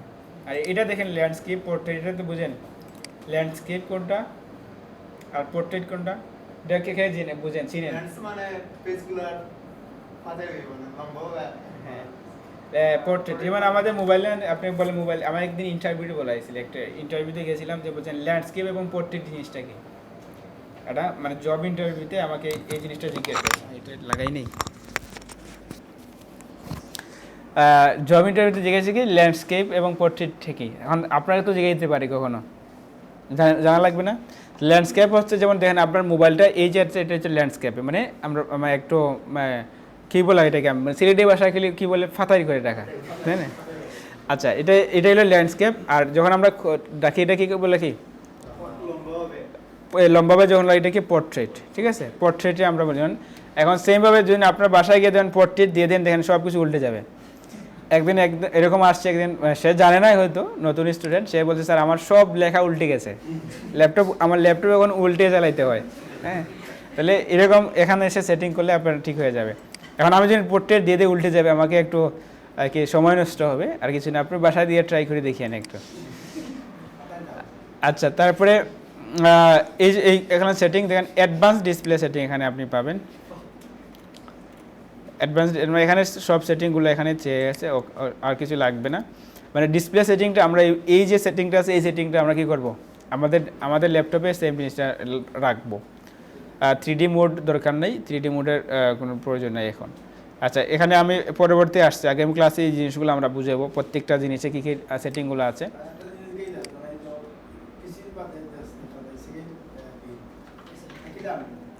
এগুলা ডিসপিসি রিসাইকেল বিন এগুলো দেখাচ্ছি। তো এখন আমরা এই উইডোগুলো নিয়ে আসার জন্য পার্সোনালাইজ এই অপশনে আসবো। পার্সোনালাইজ এই অপশনে আসার পরে আমরা থিমে আসবো।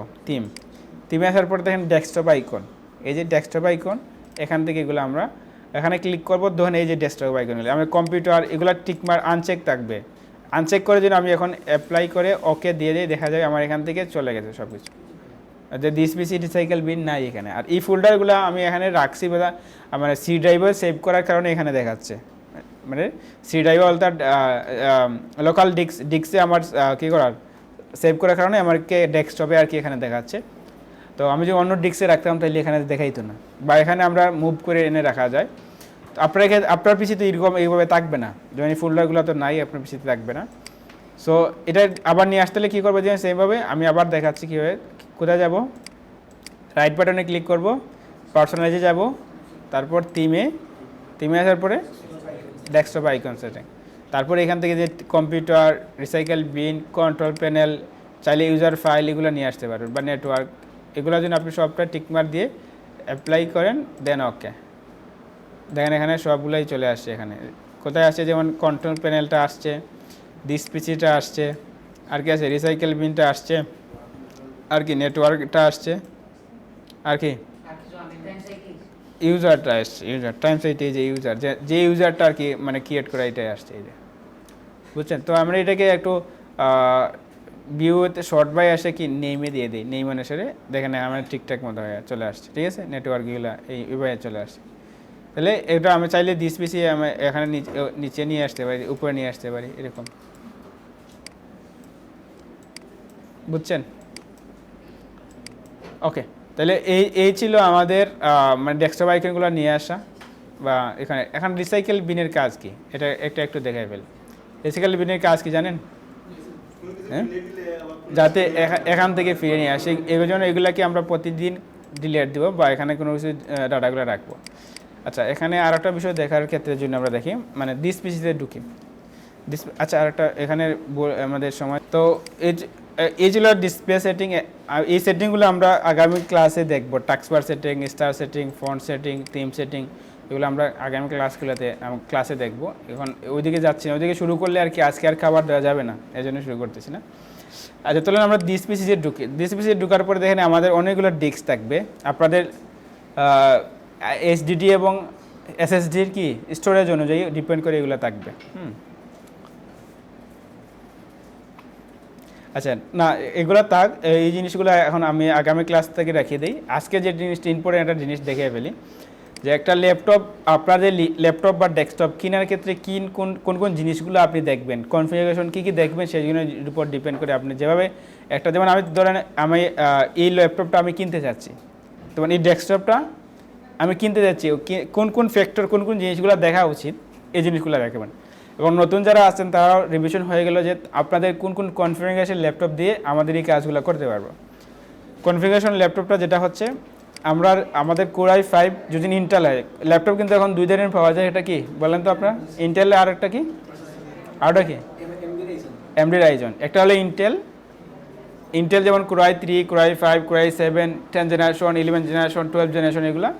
আর একটা হচ্ছে AMD Ryzen সিরিজের, Ryzen 5000 বা Ryzen 5, Ryzen 6, Ryzen 7 পর্যন্ত আছে, Ryzen 8ও চলে আসছে।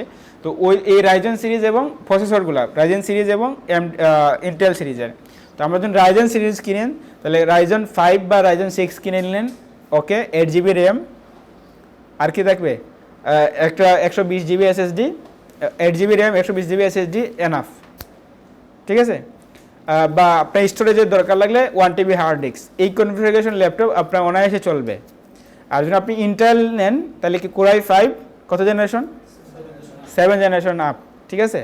যারা নতুন তাদেরকে বলছি Core i5, যেমন Core i3 বা Core i5 7 জেনারেশন এর আপ হইলে আপনাদের এই কাজগুলো স্মুথলি চলবে, কোনো সমস্যা হবে না, দৌড়াবে, কোনো অসুবিধা নেই। 7 জেনারেশন প্লাস বলছি, এখানে উপরে হলে তো আরও ভালোই, ঠিক আছে। তো এই ছিল আমাদের কনফিগারেশন। এখন চলেন আমি ধরেন একটা সেকেন্ড হ্যান্ড হোক বা ফার্স্ট হ্যান্ড হোক, এটা ল্যাপটপ কী করতেছি, আমি কিনতে যাচ্ছি না, তখন এগুলো আমরা কোন কোন বিষয়গুলো খেয়াল রাখবো, কোন কোন বিষয়গুলো আমি দেখব, চলেন আমরা এই জিনিসগুলো দেখি আগে। ফার্স্ট অফ অল আমরা দেখব তার কনফিগারেশন কি। প্রথমে আমরা বলছিলাম ডিসপিসিতে এসে আমরা কি করতে পারবো, তার জেনারেশন এগুলো দেখতে পারবো, তাই না। প্রপার্টিজে আসার পর আমরা দেখতে পেলাম যে প্রসেসর, কি প্রসেসর এখানে 11 জেনারেশন, এবং i5 আর কি 11 জেনারেশন, এবং গিগাহার্জ দেখেন কত 2.60 থেকে 2.59, মানে এই গিগাহার্জের, এটা গিগাহার্জ কি আসতেছি এটা বিষয়। তারপর ইনস্টল র্যাম কত জিবি, 16GB।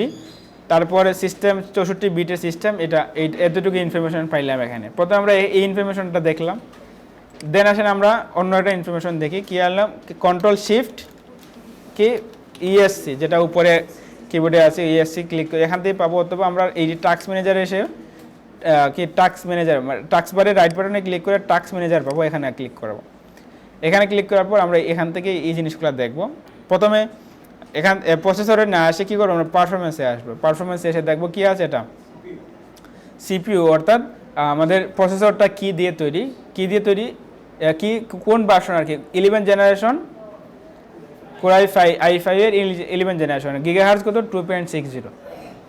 তো এইটা জিনিস দেখবো। এখন গিগাহার্জটা হচ্ছে ক্লক স্পিড, একটা ল্যাপটপের ক্লক স্পিড, মানে স্পিড কতটুকু পর্যন্ত বুস্ট আপ হতে পারে, ঠিক আছে, কত থেকে কত পর্যন্ত বুস্ট আপ হতে পারে, ঠিক আছে।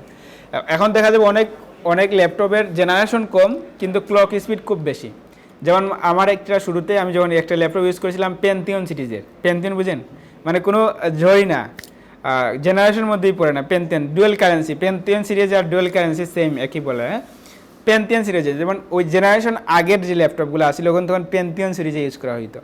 তো এটার পেন্থিয়ন সিরিজে হলে কি হবে, এটার ক্লক স্পিড আসছিল 3.60 থেকে 4.20, বুঝতে পারতেছেন ক্লক স্পিড কি কতটুকু। তখন আর কি ক্ষেত্রে, যেমন প্র্যাকটিস শুরুর ক্ষেত্রে দেখা যায় খুব স্মুথলি কাজ করছে। এমনকি দেখা গেছে যে অনেকের Core i5 11 জেনারেশন কম্পিউটার, সেখানে যে প্লাগ ইন এবং থিম ইনস্টল হচ্ছে না, আমার কম্পিউটার এটা ইনস্টল হচ্ছে, তাই ক্লক স্পিডের কারণে, মানে ক্লক স্পিড খুব বেশি বুস্ট আপ আসছিল। 8 GB র্যাম ছিল, মানে ভালোই চলতেছে, তারপর এটা সেল করে দিয়েছিলাম, তো মানে এর চেয়ে আরও ডেভেলপ এটা কিনছি। সো বিষয়টা হচ্ছে এই হলো মানে ক্লক স্পিডটা হচ্ছে মানে গিগাহার্জ, যেমন এই যে গিগাহার্জ যেটা আছে এটা যে ক্লক স্পিড বলে, অর্থাৎ একটা কম্পিউটার কতটুকু বুস্ট আপ হতে পারবে বা কতটুকু লোড নিতে পারবে বা তার স্পিড কতটুকু পর্যন্ত সে নিতে পারবে, এটাই হলো ক্লক স্পিড। আচ্ছা, এখানে আর একটা বিষয় দেখেন, এখানে আমি যে আবার এখানে আসি, আচ্ছা এখানে আসে প্রপার্টিতে দেখেন ইন্টেল এখানে দিচ্ছে না গিগাহার্জ এটাও আর কি যে, আচ্ছা তো আচ্ছা যাই হোক, এখানে যেহেতু এখানে লেখা নাই বা দেয় নাই, আচ্ছা কোরাই 5 যে i5-11 এখানে কিন্তু দেখবেন অনেক একটা সংখ্যা লেখা থেকে ইউ থাকে, ইউ মানে আলট্রা বলতে, অর্থাৎ আলট্রা যখন থাকে ল্যাপটপ বা কম্পিউটারে, তাহলে ইউ লেখা থাকে, তাহলে বুঝবে আলট্রা, এটা মানে মোটামুটি বাড়ি অনেক কাজগুলো কী করা যাবে, আলট্রা ভার্সন এগুলো কাজ করা যাবে। তো এই ধরনের ভার্সন এখানে এখানে এখানে এটাতে নাই। আচ্ছা, তারপরে আমরা মেমোরিটা দেখলাম, মেমোরি কত জিবি আছে, 16 GB আছে। 16 GB তো ওকে, এখানে মেমোরি আর কিছু দেখার আলাদাভাবে কোনো কিছু দেখার মতো কিছু না, যেমন কোন কোম্পানিটা দেখলে এখানে পাওয়া যাবে না, তাকে বুঝিয়ে কোন কোম্পানি কিনছে। যেমন DDR4 এবং DDR3 আছে, এগুলো কি জানেন? র্যামের মানে মানে প্রকারভেদ, একটা DDR4 DDR4টা তার স্পিড বেশি থাকবে, DDR3 একটু স্পিড কমাল। এখন তাকে আগে জিজ্ঞাসা করবেন কোন র্যাম কোন ভার্সনটা ইউজ করা হয়েছে। যেমন DDR4 হয়তো তা ভালো, DDR3 হলে তার কিছু করার নাই, এটা DDR4 থেকে তুলনামূলকভাবে কম স্পিড পাওয়া যায়। তারপর ডিস্কগুলো কী আছে, যেমন মানে কি ডিস্ক, এটা কী লেখা দেখেন তো, SSD লেখা, মানে ডিস্কটা কি SSD কত জিবি, 512 GB SSD লাগানো। এখানে HDD নাই, এখানে HDD নাই, তাহলে এখানে আর দেখবেন SSD আছে কিনা লেখা থাকবে, তাহলে এটাতে SSD আছে, র্যাম আছে, CPU আমার ইন্টেল কোরাই 5-11 জেনারেশন আছে, এই জিনিসগুলো দেখলাম। দেন আসবে আমরা ইথারনেটের অসুবিধা নাই, আপনার নেটওয়ার্ক কানেকশন যেটা এটা ঠিক আছে, মানে এই যে নেটওয়ার্ক, এটা তো তখন তার নেট কানেকশন থাকবে না, এটা দেখার কিছু নাই। GPU মানে গ্রাফিক্স কার্ড কত জিবি আছে, গ্রাফিক্স কার্ড কত আছে এখানে, 8 GB গ্রাফিক্স কার্ড আছে আর কি, 8 GB গ্রাফিক্স কার্ড। তাহলে এই জিনিসগুলো কী কী আছে একটা ল্যাপটপে আমি এটুকু দেখলাম, বুঝে গেছে কী কী আসলে। যেমন সে বলছে আমার এটা কোরাই 5-11 জেনারেশন, এটা 11 জেনারেশন কোন জেনারেশন আমি চেক করতে হবে না, চেক করলাম। তাহলে আমাদের যদি এখান থেকে কোরাই 5-10 জেনারেশন হয় বা 7 জেনারেশন প্লাস হয়, তাহলে এটা আমরা কিনতে পারি, এটা আমার চলবে। মেমোরি কত জিবি লাগবে, 8 GB লাগবে। HDDর জন্য SSD তাকে কম হইলে 120 GB SSD নিয়েন, আর HDD চাইলে আপনি 1 TB বা 500 GB লাগাইতে পারেন, শুধুমাত্র স্টোরেজগুলো রাখানোর ক্ষেত্রে, যেমন বিভিন্ন ফাইল বিভিন্ন ফোল্ডারগুলো রাখার ক্ষেত্রে। আর SSDতে আমরা উইন্ডোজ রাখবো, যাতে দেখা যায় আমরা কী থাকবে, কম্পিউটারটা ফাস্ট কাজ করবে। বলে কি বোঝা যাচ্ছে? আচ্ছা, তার GPU যদি তাকে, গ্রাফিক্স কার্ড যদি তাকে, তো সমস্যা নেই আলহামদুলিল্লাহ। এইগুলো বিষয়টা। এখন 8 GB র্যাম কাজের জন্য আপনাদের লাগবেই, যাতে 4 GB অনেক সমস্যা করে, স্পিড কমে যায়, কারণ আমাদের তো অনেক মাল্টিটাস্কিং থাকে, অনেক যেমন অনেক লোকাল হোস্টে কাজ করবো, তখন এখানে অনেক র্যামই কনজিউম হয়, ঠিক আছে, এই জন্য 4 GB অনেক স্লো হয়ে যায় ধীরে ধীরে। তো 8 GBটা আপনি নিয়ে দিবেন। আপনার কি কনফিগারেশন? আচ্ছা, এরপরে দেখেন আর কি দেখবেন, তাহলে এগুলো দেখলাম, দেখার পরে সিপিউর ক্ষেত্রে এখানে আর কি আছে। আচ্ছা, এটা কোর বা যে আপনি কি দিলাম গিগাহার্জটা করলাম, গিগাহার্জ চেষ্টা করবেন সবসময় 2 উপরে থাকতো। আবার এটা ডিপেন্ড করে থাকে, যেমন আপনি ইন্টেল এইচপি ল্যাপটপ যদি নেন, দেখা যাবে 1.60 GHz, কিন্তু এটা কোরাই 8 জেনারেশন 7 জেনারেশন, এটা আবার অনেক সময় চলে। যেমন এটা অনেক সময় ডিপেন্ড করে, বললাম না আগে, অনেক জেনারেশন কম কিন্তু গিগাহার্জ বেশি হওয়ার কারণে, ক্লক স্পিড বেশি হওয়ার কারণে ভালো চলতেছে। আবার জেনারেশন কম, গিগাহার্জ কম আছে। এখন চেষ্টা করবেন যে 2.0 মানে 2 উপরে কি থাকো, গিগাহার্জটা থাকতো, ঠিক আছে। তো এই গিগাহার্জ হলে এই ক্লক স্পিডে আপনার ল্যাপটপ বা ডেস্কটপ ভালোই চলবে। 2.5 হ্যাঁ, 2 মিনিমাম বলছি, 2 এবং 2.5 হলে তো আরও ভালো। 2 এখানে আছে কত, 2.60 না, এতে 2.60 5960, তো এটাই চলবে, অসুবিধা নেই। 2.50 বা 60 তো ওর ভালো আছে, কম হইলে কত থাকতো, 2 থাকতো। আচ্ছা, এখানে স্ট্রোক বা কোর এগুলা এটা থাক, বা লজিক প্রসেসর কত 12 কোর এটা এই বিষয়গুলো একটু কমপ্লিকেটিভ, এখন আপনার দেখার মানে দরকার নেই। এখানে জাস্ট একটু ফলো করিয়েন। আর বিষয় আছে, এখন এগুলো চেক করার পর আমি আরেকটা দেখব, আমাদের এই যে ল্যাপটপটা আছে তার সিস্টেম মানে আপডেট কত সময় আছে, কত হয়েছিলেন সিস্টেম আপডেট।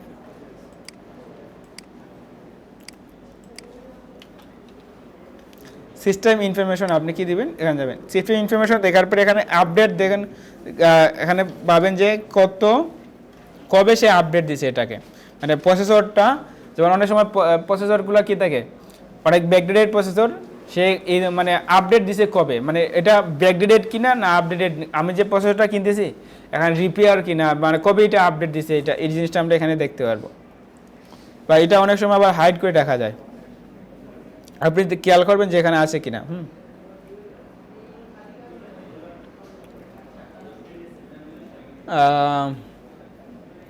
কই গেল,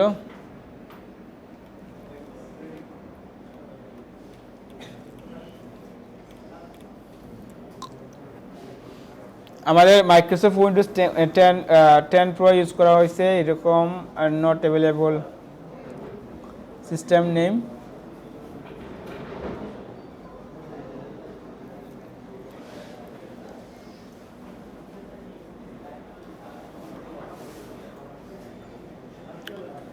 এটা আপডেটটা দেখা যাচ্ছে না, মানে আপনারা চেক করবেন এখানে আপডেট দেখা যাচ্ছে 2021-এ আপডেট, এটা রিসেন্ট টাইম আছে, এখন 2016-এর আপডেট দেওয়া প্রসেসর, তাইলে এটা অনেক দিন ইউজ হয়ে গেছে, এই ধরনের ল্যাপটপ আমি কিনবো না।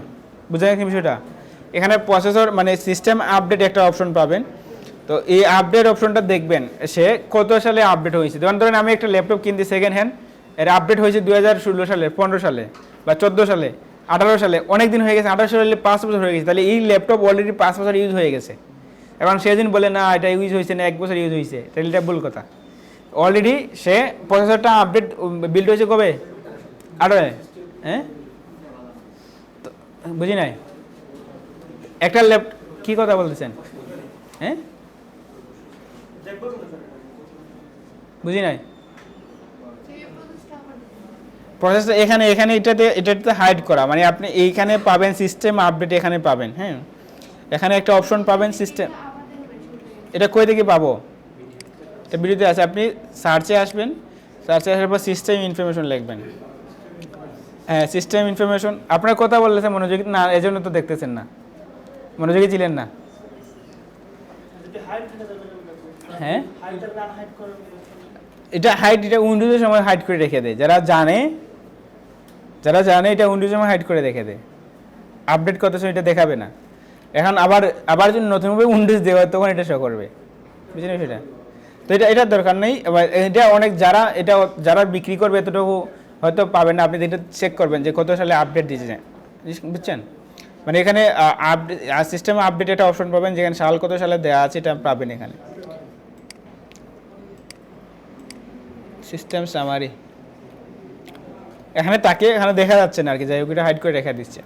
তো আপনারা আপডেট যেটা আছে এটা কিনবেন, যেমন 2022-এ দিছে, তাহলে কি এটা 1 বছর বা 2 বছর ইউজ করা হয়েছে, তাহলে এটা কিনা যেতে পারে। যেটা 5 বছর যাবত ল্যাপটপ চলতেছে মানে রানিং, তাহলে এটা তো অনেকদিন আয়ু কমে আসছে, তাই না?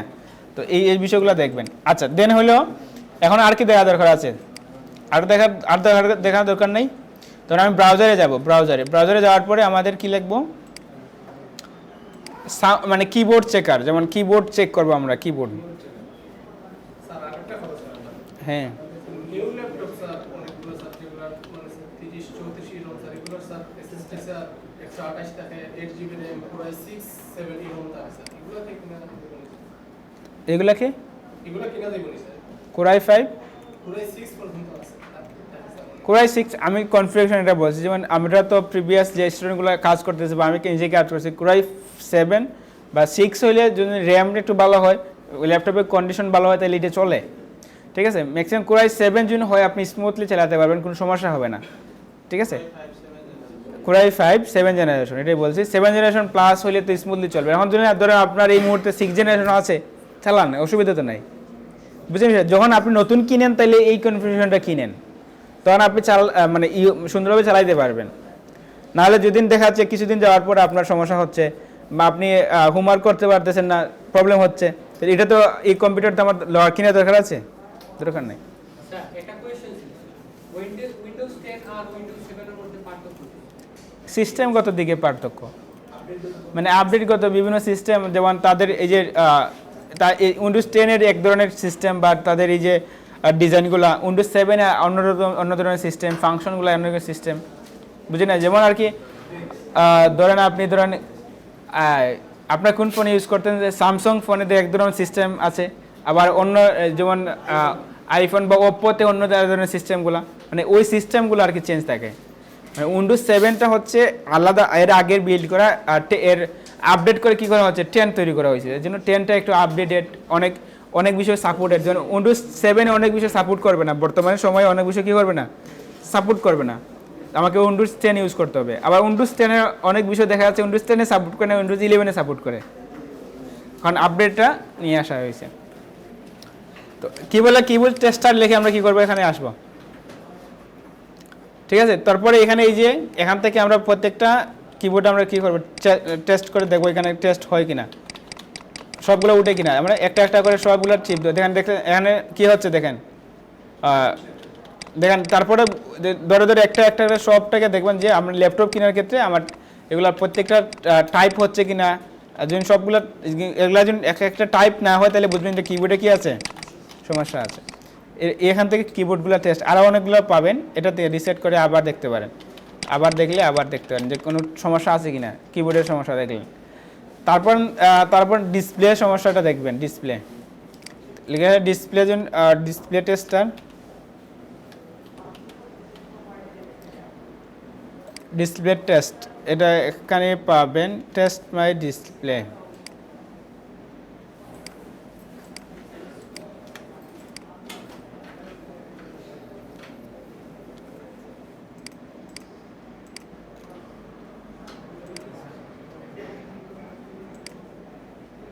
ঠিক আছে, এখানে আসার পরে এখন